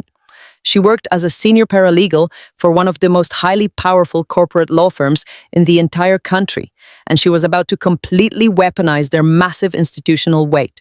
She sat down aggressively at the heavy oak desk and immediately opened her silver laptop. She quickly, completely bypassed the standard legal communication channels and initiated a highly secure, deeply encrypted video conference call directly with a senior director at the Federal Securities Commission and a lead special agent at the Chicago field office of the Federal Bureau of Investigation. She did not politely request a meeting or wait for bureaucratic permission. She entirely demanded their immediate, absolute attention. I stood perfectly still, completely off camera, quietly listening as Denise methodically laid out the massive, incredibly complex $12 million corporate embezzlement, the highly illegal offshore Cayman Islands, trust, the violent premeditated arson, and the incredibly calculated corporate extortion plot, completely involving the billionaire Sterling family. She completely bypassed the massive bureaucratic red tape by directly transmitting the pristine audio confession and the undeniable complex financial ledgers through her highly secure legal portal directly into the federal servers. The federal agents were initially highly skeptical, completely believing it was just a standard corporate dispute. But the sheer overwhelming massive volume of flawless forensic evidence completely silenced any of their bureaucratic doubts. The lead federal agent listened entirely to the pristine audio recording of Maya, completely admitting to the violent arson and aggressively extorting a massive corporate executive. He looked at the completely undeniable financial routing numbers, proving Julian had entirely stolen $12 million from his wealthy investors. The lead agent stated, his voice completely hard and entirely serious, that they currently possessed more than enough absolute probable cause to instantly completely freeze all domestic corporate assets and immediately issue highly severe federal arrest warrants for both Julian and Maya. The senior director of the Federal Securities Commission immediately agreed, completely activating his elite financial task force to permanently lock down the entire Sterling global corporate banking network. The absolute massive terrifying weight of the United States federal government was completely swinging entirely into motion, targeting the two arrogant sociopaths who thought they were entirely untouchable. The lead federal agent explicitly ordered a massive, heavily armed, tactical response team to immediately mobilize and raid the towering Sterling global corporate headquarters, where the massive merger signing was currently taking place. He told Denise that he wanted his heavily armed agents to completely kick the heavy boardroom doors violently open and entirely arrest them both before Julian even had the chance to pick up a pen. I listened completely to the tactical federal plan, and a sudden massive surge of absolute pure cold rebellion violently flared inside my chest. Julian had violently dragged me out of my own custom kitchen and entirely locked me out in a freezing sub-zero blizzard, completely expecting me to die a pathetic freezing death. Maya had completely mocked my entire existence and aggressively planned my violent murder while sipping my favorite expensive red wine. I had completely survived the massive catastrophic explosion entirely barefoot. I had completely robbed him entirely blind in a crowded luxury bathroom, and I had meticulously built the absolute flawless legal snare that was about to completely decapitate their entire stolen empire. I was absolutely not going to sit quietly in a safe house and watch them get arrested on a local news broadcast. I stepped completely out of the dark shadows and walked directly into the bright frame of the encrypted video camera, entirely revealing my pale, scarred face to the highly shocked federal authorities. The lead agent completely froze, staring entirely in absolute sheer disbelief at the living, breathing woman who was officially listed in their federal databases as a charred corpse. I looked directly into the high-definition camera lens, my dark eyes entirely dead and completely devoid of any human emotion. I spoke completely clearly, my voice radiating an absolute terrifying, freezing boss energy.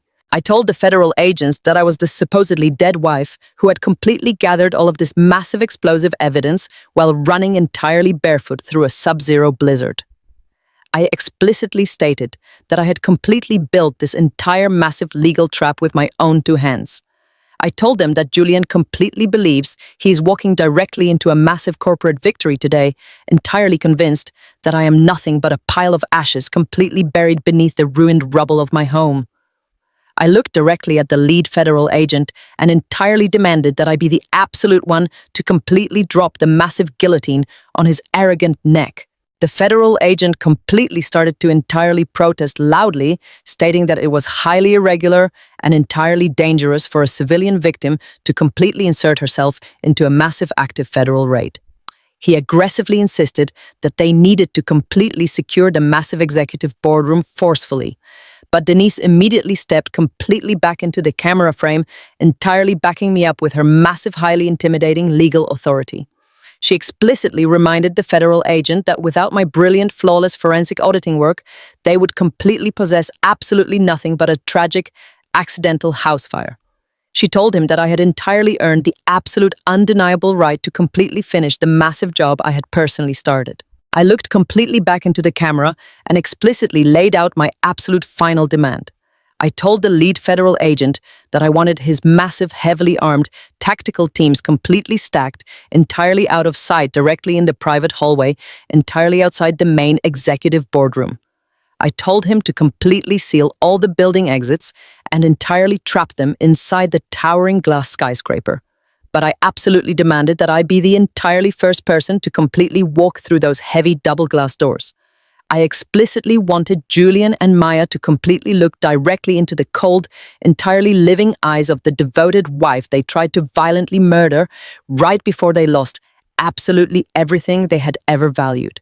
The lead federal agent stared completely at my cold, entirely uncompromising face for a very long, tense moment. He completely recognized the absolute sheer, terrifying willpower completely radiating from my dark eyes. He knew entirely that I was absolutely not going to accept a single denial. He slowly gave a single sharp nod, completely agreeing to my highly unorthodox demand.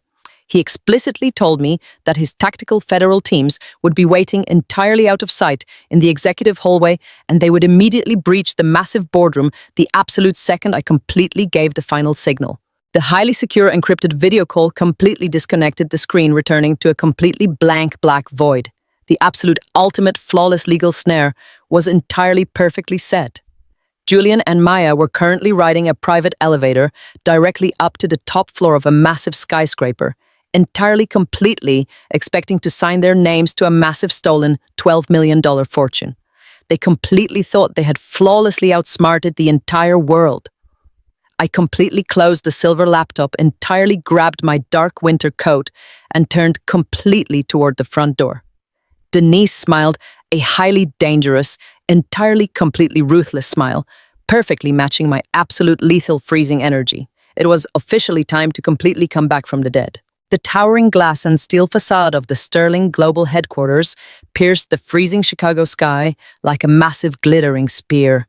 I stood entirely still inside the opulent main lobby, entirely ignoring the chaotic morning rush of wealthy corporate executives and busy administrative staff flowing around me. I was completely transformed. Just 36 hours ago, I was a completely broken, terrified victim, violently shivering in a sub-zero blizzard, wearing nothing but a thin, wet sweater and bleeding from my bare feet. Today, I was wearing a completely flawless, razor-sharp, charcoal gray tailored power suit. My dark hair was pulled back into a severe, immaculate twist. My deeply bruised and heavily bandaged feet were completely hidden inside a pair of sharp, highly polished black leather stilettos. I did not feel the agonizing, dull physical pain radiating from my soles. I only felt the absolute massive weight of the incredible lethal power I was currently holding. Denise stood completely silently right beside me, holding her sleek black leather briefcase, her dark eyes intensely scanning the massive bank of polished silver elevators. We completely knew that the heavy tactical federal raid teams were already entirely positioned in the secure service stairwells, completely waiting for my absolute final signal. We stepped smoothly into the private executive elevator, and the heavy silver doors slid silently shut completely, cutting off the loud lobby noise. The rapid vertical ascent to the 65th floor made my ears pop, but my mind remained entirely cold and brutally focused. The absolute ultimate flawless trap was completely set. At the exact top of this massive building, Julian and Maya were currently sitting inside a highly secure glass boardroom, entirely completely believing they were about to execute the greatest corporate victory of their corrupt lives. Julian completely thought he was signing over his real estate empire to perfectly secure his stolen $12 million fortune. Maya completely thought she was brilliantly sabotaging a massive corporate rival for her billionaire father. They were both entirely, completely wrong. The heavy silver elevator doors smoothly parted entirely, revealing the massive, opulent executive reception area. The thick, plush grey carpet completely silenced our steady footsteps as we walked purposefully past the empty administrative desks. Through the massive frosted glass walls of the primary executive boardroom, I could clearly see the shadowy outlines of the entire Sterling Global Corporate Board of Directors. I could see the tall, imposing figure of Richard Sterling completely standing at the absolute head of the massive mahogany table. And I could clearly see Julian sitting directly next to Maya, completely holding a heavy gold fountain pen in his right hand. I completely paused just a few feet away from the heavy double glass doors. I closed my eyes for one single brief microsecond, completely, letting the final lingering ghost of my shattered marriage entirely evaporate into the cold, conditioned air. I opened my eyes completely entirely, radiating pure, absolute lethal boss energy. I reached out with both hands and violently pushed the heavy glass doors completely wide open. The sudden sharp sound of the heavy doors hitting the interior walls violently shattered the quiet professional atmosphere of the massive boardroom. Over 20 wealthy corporate executives entirely stopped talking and turned their heads in complete absolute unison to stare directly at the main entrance. Richard Sterling frowned deeply, his thick grey eyebrows completely pulling together in sharp corporate annoyance at the sudden, entirely unauthorized interruption. But Julian and Maya completely froze, entirely paralyzed in their expensive leather chairs. Julian was completely in the middle of pressing the gold fountain pen directly onto the thick stack of legal merger documents.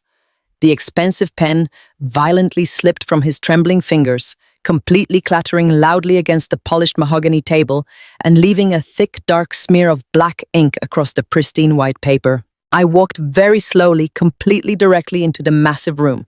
The sharp, rhythmic clicking of my black stilettos echoed incredibly loudly against the expensive glass walls. I did not scream. I did not cry. I did not display a single ounce of human emotional weakness. I entirely projected the absolute terrifying cold authority of a senior forensic auditor who had completely come to collect a massive fatal debt. Julian stared at me, his jaw entirely completely dropping open. The remaining color violently drained from his face completely, leaving his skin a sickening pale gray. He started to hyperventilate, his chest heaving violently, his terrified bloodshot eyes completely bulging from his skull. He had completely convinced himself that his terrifying encounter in the country club bathroom was a violent biological hallucination.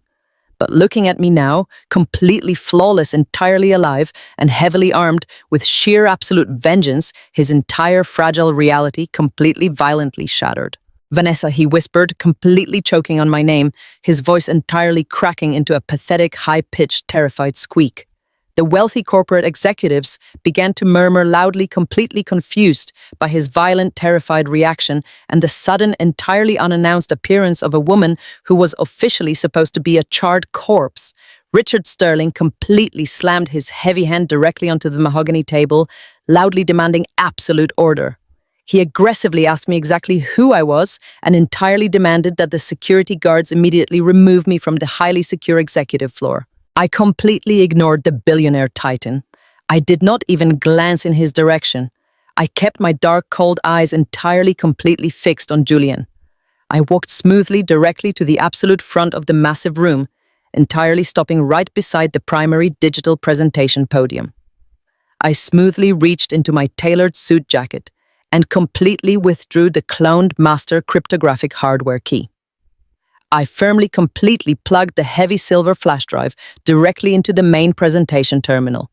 I rapidly typed a series of highly complex administrative commands, completely overriding the corporate presentation software, entirely locking the room, administrators completely out of the digital system. I calmly turned completely around to face the massive stunned boardroom.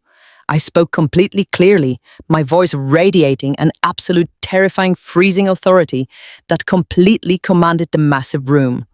I told them my name was Vanessa. I stated entirely clearly that I was the primary forensic auditor for Julian's real estate development firm and also his officially presumed dead wife. The entire massive room completely erupted in loud, shocked gasps. The wealthy corporate executives stared at me entirely, completely horrified by the impossible, massive revelation. I completely raised my hand, entirely silencing the massive, chaotic room with a single sharp, authoritative gesture. I explicitly told them that they were absolutely not signing a massive corporate merger today. I entirely informed them that they were completely participating in a highly illegal, massive $12 million corporate embezzlement scheme and a violent, premeditated federal crime. I firmly pressed the primary execution button on the presentation terminal. The massive, high-definition projector screens violently dropped down from the ceiling, entirely covering the expansive glass windows. The bright, glaring lights of the projector completely illuminated the dark room. The massive screens instantly displayed the highly complex encrypted offshore Cayman Islands trust ledger. I pointed directly to the massive white numbers entirely glowing against the dark digital background. I explicitly explained to the highly shocked board of directors exactly how Julian had systematically entirely stolen $12 million from his own wealthy corporate investors over the last 18 months. I completely showed them the massive tangled web of fake contractor invoices and entirely illegal shell companies. Richard Sterling completely turned his angry, lethal gaze directly toward Julian. The billionaire patriarch had absolutely planned to completely use this massive embezzlement as leverage to permanently absorb Julian's entire company. But he completely believed the massive stolen fortune was already entirely safely sitting inside his daughter's private Swiss bank account. He loudly demanded that Maya completely explain the current financial situation. Maya was completely, entirely trembling in her expensive designer chair. Her perfect, arrogant corporate facade was entirely, completely, violently crumbling. She desperately tried to speak, completely attempting to play the innocent, horrified investor, but no words came out of her dry, terrified mouth. I completely cut her off entirely, refusing to let her spin a single pathetic lie. I explicitly told Richard Sterling that his incredibly brilliant, ruthless daughter had completely failed to secure the stolen massive fortune. I heavily tapped the presentation keyboard, entirely pulling up the glaring red administrative lock screen on the massive projectors. I read the bright red notification entirely out loud. Access denied. Assets temporarily frozen. I completely informed the massive stunned room that I absolutely personally held the master cryptographic authorization token and I had completely permanently frozen the entire $12 million. I entirely told them that Julian possessed absolutely nothing to merge and Maya possessed absolutely nothing to steal. The absolute sheer magnitude of the massive financial revelation completely violently shook the entire boardroom. The wealthy executives were entirely rapidly pulling out their phones, completely frantically trying to contact their own private legal teams. But I was entirely, completely not finished. The financial embezzlement was simply the absolute first layer of the massive fatal guillotine. I completely looked directly at Maya, entirely locking my cold eyes with her terrified, panicked gaze. I explicitly told her that she was incredibly arrogant to completely believe she could aggressively orchestrate a violent, premeditated murder and simply walk entirely away clean. I firmly hit the presentation keyboard again, completely executing the highly secure, pristine audio recording I had captured the night before. The loud, crystal clear, highly panicked voice of Julian violently echoed through the massive boardroom, completely begging Maya to help him escape the country. And then the sharp, venomous, incredibly arrogant voice of Maya entirely filled the stunned room. The massive audio file flawlessly played her absolute, entire, horrific confession. The wealthy executives completely listened in absolute, sheer, horrified silence as Maya entirely explicitly admitted to completely forcing Julian to stage the violent domestic argument. They completely heard her aggressively admit that she specifically ordered Julian to push me out into the freezing Chicago blizzard so he could safely tamper with the main combustible gas line. They entirely heard her completely laugh, a cold, vicious sound, completely admitting that she explicitly extorted him, entirely manipulating his massive financial greed to guarantee my absolute violent death. Richard Sterling completely collapsed back into his heavy leather chair, entirely completely paralyzed by the massive, horrifying reality of the pristine audio recording. The ruthless billionaire titan completely realized that his own daughter had entirely orchestrated a massive violent federal crime, and her absolute explicit, undeniable confession was currently playing entirely out loud in a room full of highly influential corporate witnesses. He completely stared at Maya, his expression entirely completely transforming from arrogant anger into pure, absolute terrified disgust. Maya violently covered her face with her trembling hands, completely bursting into loud, pathetic, hysterical tears, entirely realizing her entire massive privileged life was completely, violently over. Julian was completely, entirely broken. He completely realized that every single massive lie he had meticulously constructed was entirely, violently exposed to the absolute entire world. The massive stolen fortune was completely frozen. His beautiful, wealthy mistress had entirely violently betrayed him on a crystal-clear audio recording. And the devoted, loyal wife he had violently thrown out into the snow to die was currently completely, entirely standing at the head of the massive boardroom, entirely holding the absolute executioner axe. He let out a loud, guttural, primitive sound of pure, absolute despair, entirely sliding completely out of his expensive leather chair and violently crashing onto the plush grey carpet. I completely looked down at the pathetic, shivering shell of a man entirely groveling on the floor. But the absolute final massive blow was still entirely completely waiting to be delivered. I hit the presentation keyboard one absolute final time. The massive projector screens violently flashed, entirely displaying the crystal-clear high-definition video I had secretly completely recorded from the dark basement stairs. The entire massive boardroom entirely watched Julian standing inside our custom kitchen, completely pouring the toxic red liquid accelerant all over the expensive rugs, while Maya completely stood entirely nearby sipping my favorite expensive red wine, entirely laughing arrogantly about the massive $8 million insurance payout. The undeniable, absolute physical visual proof of the violent, premeditated arson completely entirely destroyed the absolute last remaining shred of doubt in the massive room. The wealthy corporate executives were completely entirely horrified, violently pushing their heavy leather chairs completely away from the massive mahogany table, entirely wanting to get as completely far away from the two sociopathic monsters as physically possible. Julian completely, violently crawled across the plush grey carpet, entirely completely sobbing uncontrollably. He dragged his heavy body completely over to where I was standing, entirely aggressively grabbing at the sharp hem of my tailored power suit. He was entirely, violently weeping hot tears of pure absolute terror, completely streaming down his pale, sweaty face. "Vanessa," he violently begged, his voice completely breaking into a pathetic, entirely desperate wail. "Please completely stop this. I am entirely so sorry. I completely lost my mind. Please do not do this to me. I completely beg you."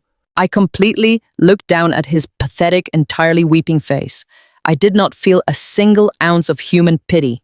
I completely felt absolutely nothing but pure, entirely cold, lethal victory. I did not bend down to completely speak to him.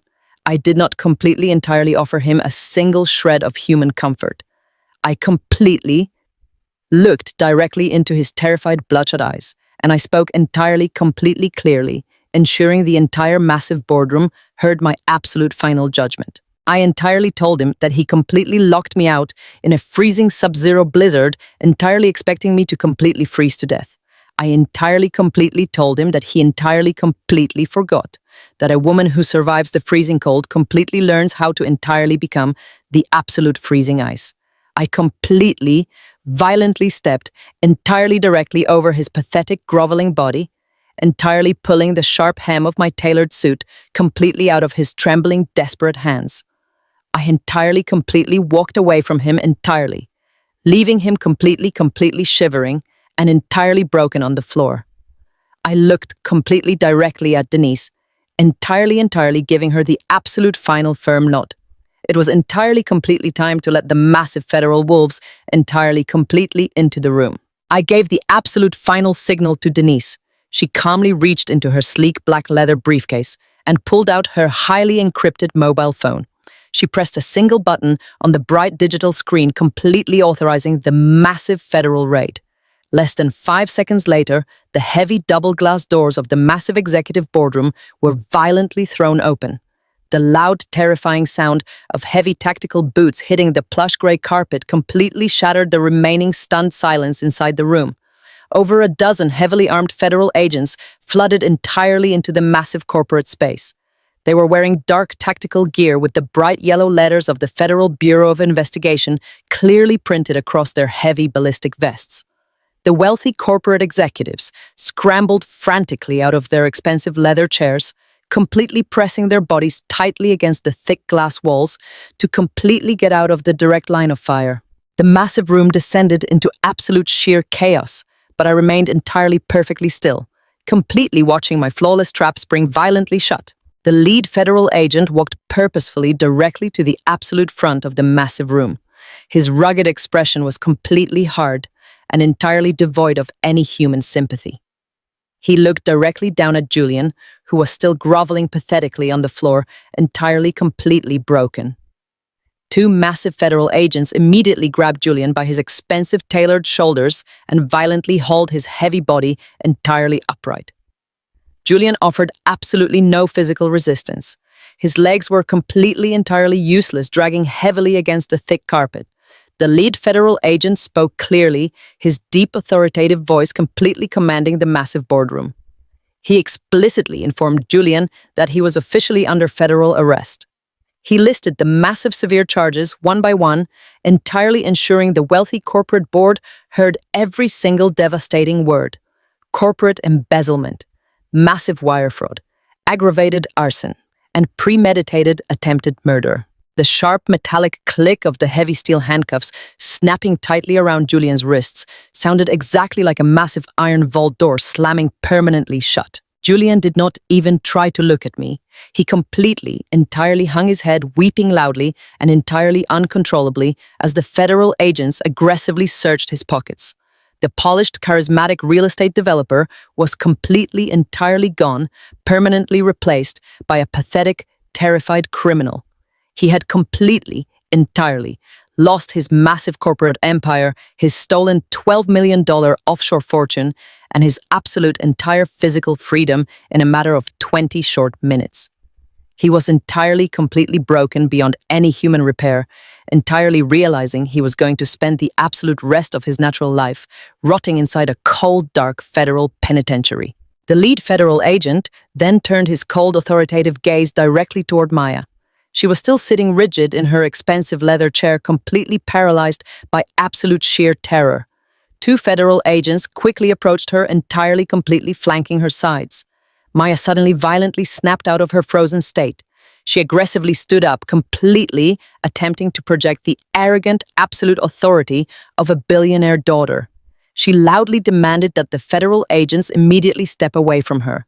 She aggressively screamed that she was Maya Sterling, and she explicitly threatened to have their entire federal careers completely destroyed. She looked frantically across the massive mahogany table directly at her powerful father, entirely begging him to completely stop the federal authorities. Richard Sterling slowly stood up from his heavy leather chair. The entire massive boardroom went entirely dead silent, entirely waiting to see if the ruthless billionaire patriarch would completely deploy his massive legal army to violently save his youngest daughter. Maya looked at him with desperate hot tears streaming down her perfectly painted face, entirely expecting him to aggressively defend her. But Richard Sterling was a completely ruthless corporate survivor. He completely realized that his daughter was now a massive toxic radioactive legal liability. He looked directly at the lead federal agent and spoke, his voice completely cold and entirely devoid of any paternal love whatsoever. He explicitly stated that the Sterling Global Corporation had absolutely zero prior knowledge of the massive illegal corporate embezzlement or the violent premeditated arson.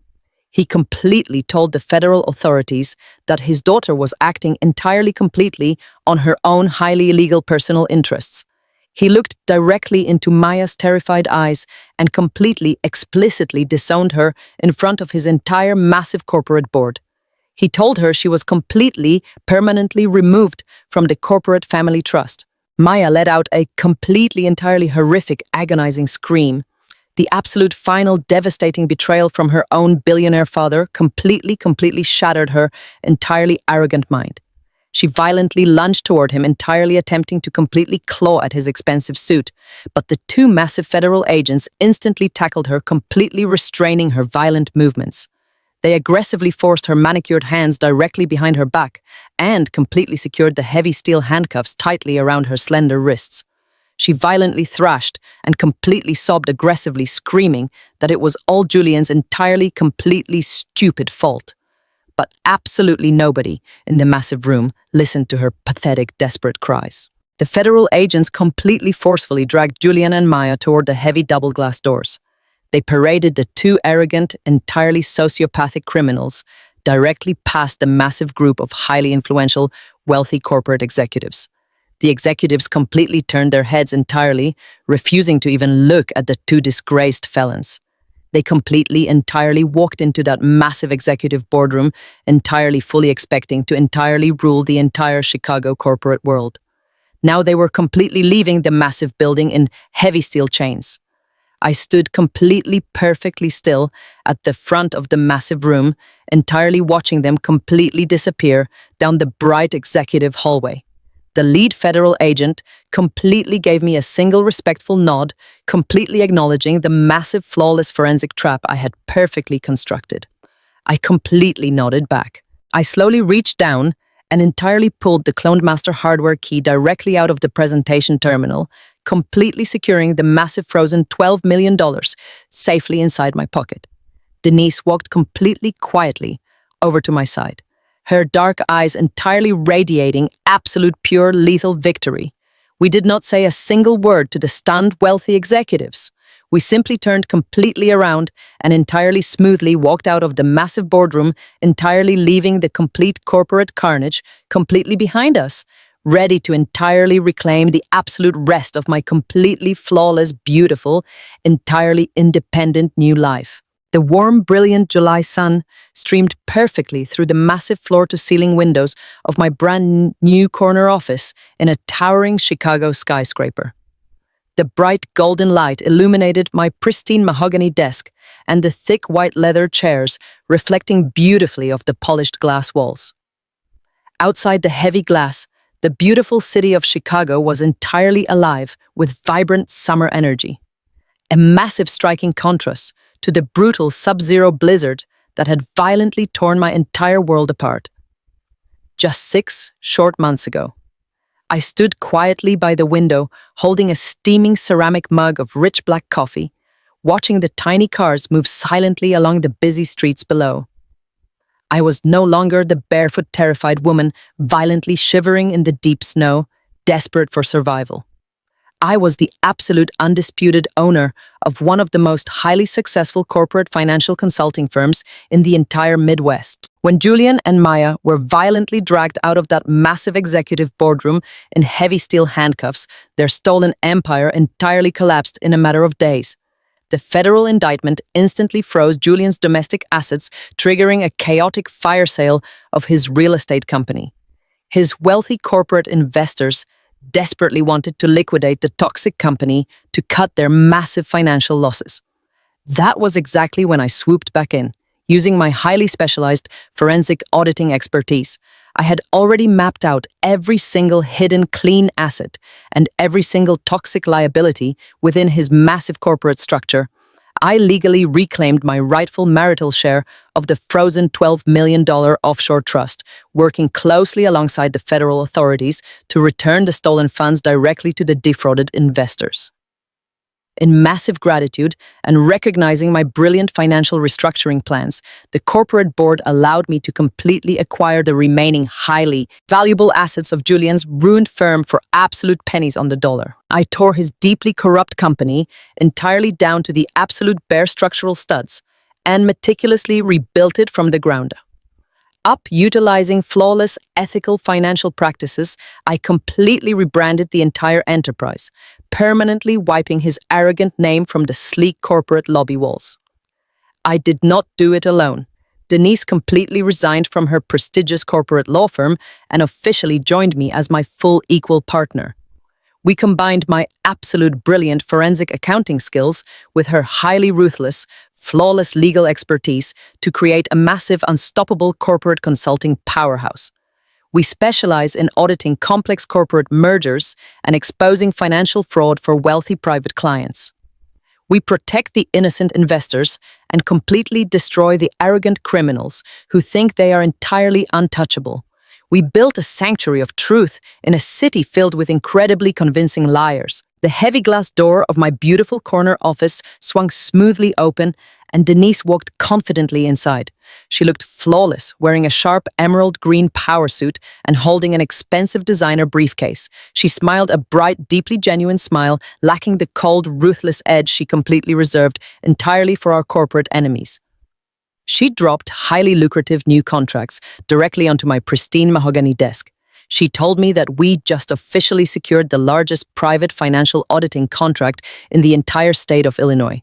We were completely making more highly legitimate clean money in a single month than Julian had ever managed to violently steal in his entire pathetic life. I smiled warmly back at her, raising my steaming coffee mug in a quiet, deeply satisfying toast to our massive, undeniable victory. We walked through the darkest fires of betrayal together and emerged completely untouched, significantly wealthier than before. She poured coffee and sat gracefully in the white leather chair, completely ready to conquer the entire financial day. Julian did exactly what Maya promised he would do. He is currently rotting inside a highly secure maximum federal penitentiary, serving a massive 50-year sentence for aggravated arson, premeditated attempted murder, and massive federal wire fraud. He completely lost his massive fortune and his absolute physical freedom. He spends his incredibly miserable days staring at the cold concrete walls of his tiny prison cell, entirely haunted by the massive, catastrophic mistakes he entirely made. He will never take another breath as a free man. Maya did not fare any better. After her billionaire father publicly disowned her to completely save his own massive corporate empire, she was entirely stripped of her massive trust fund and her expensive designer lifestyle. She accepted a massive plea deal to slightly reduce her prison time, but she is still currently scrubbing cafeteria floors inside a low-security federal women facility, wearing a cheap orange jumpsuit, completely forgotten by the wealthy elite. Society she used to rule. I turned completely back toward the massive glass window, entirely letting the warm summer sun entirely heat my face. I closed my eyes and took a very deep, highly satisfying breath. I had completely survived. The absolute worst violent betrayal a completely devoted wife could ever possibly endure. I had walked barefoot through a deadly freezing blizzard, entirely losing absolutely everything I had ever built. But I absolutely refused to lay down and quietly die in the cold, dark snow. I completely forged my absolute shattering, devastating heartbreak into a massive, highly lethal weapon, and I completely used it to entirely reclaim my absolute, entire beautiful life. I proved that deeply underestimated women are, without a single doubt, the absolute most dangerous, completely unstoppable forces of nature on this entire beautiful earth. I had completely transformed my painful frozen tears into a multi-million-dollar empire entirely built entirely upon the absolute unbreakable foundation of sheer female resilience. Women will weather the coldest storms to protect the ones they love. But if you lock us out in the freezing snow, don't be surprised when we come back as the avalanche. If you loved seeing Julian get what he deserved, hit that like button and subscribe. Have you ever turned a massive betrayal into your biggest victory? Tell me in the comments.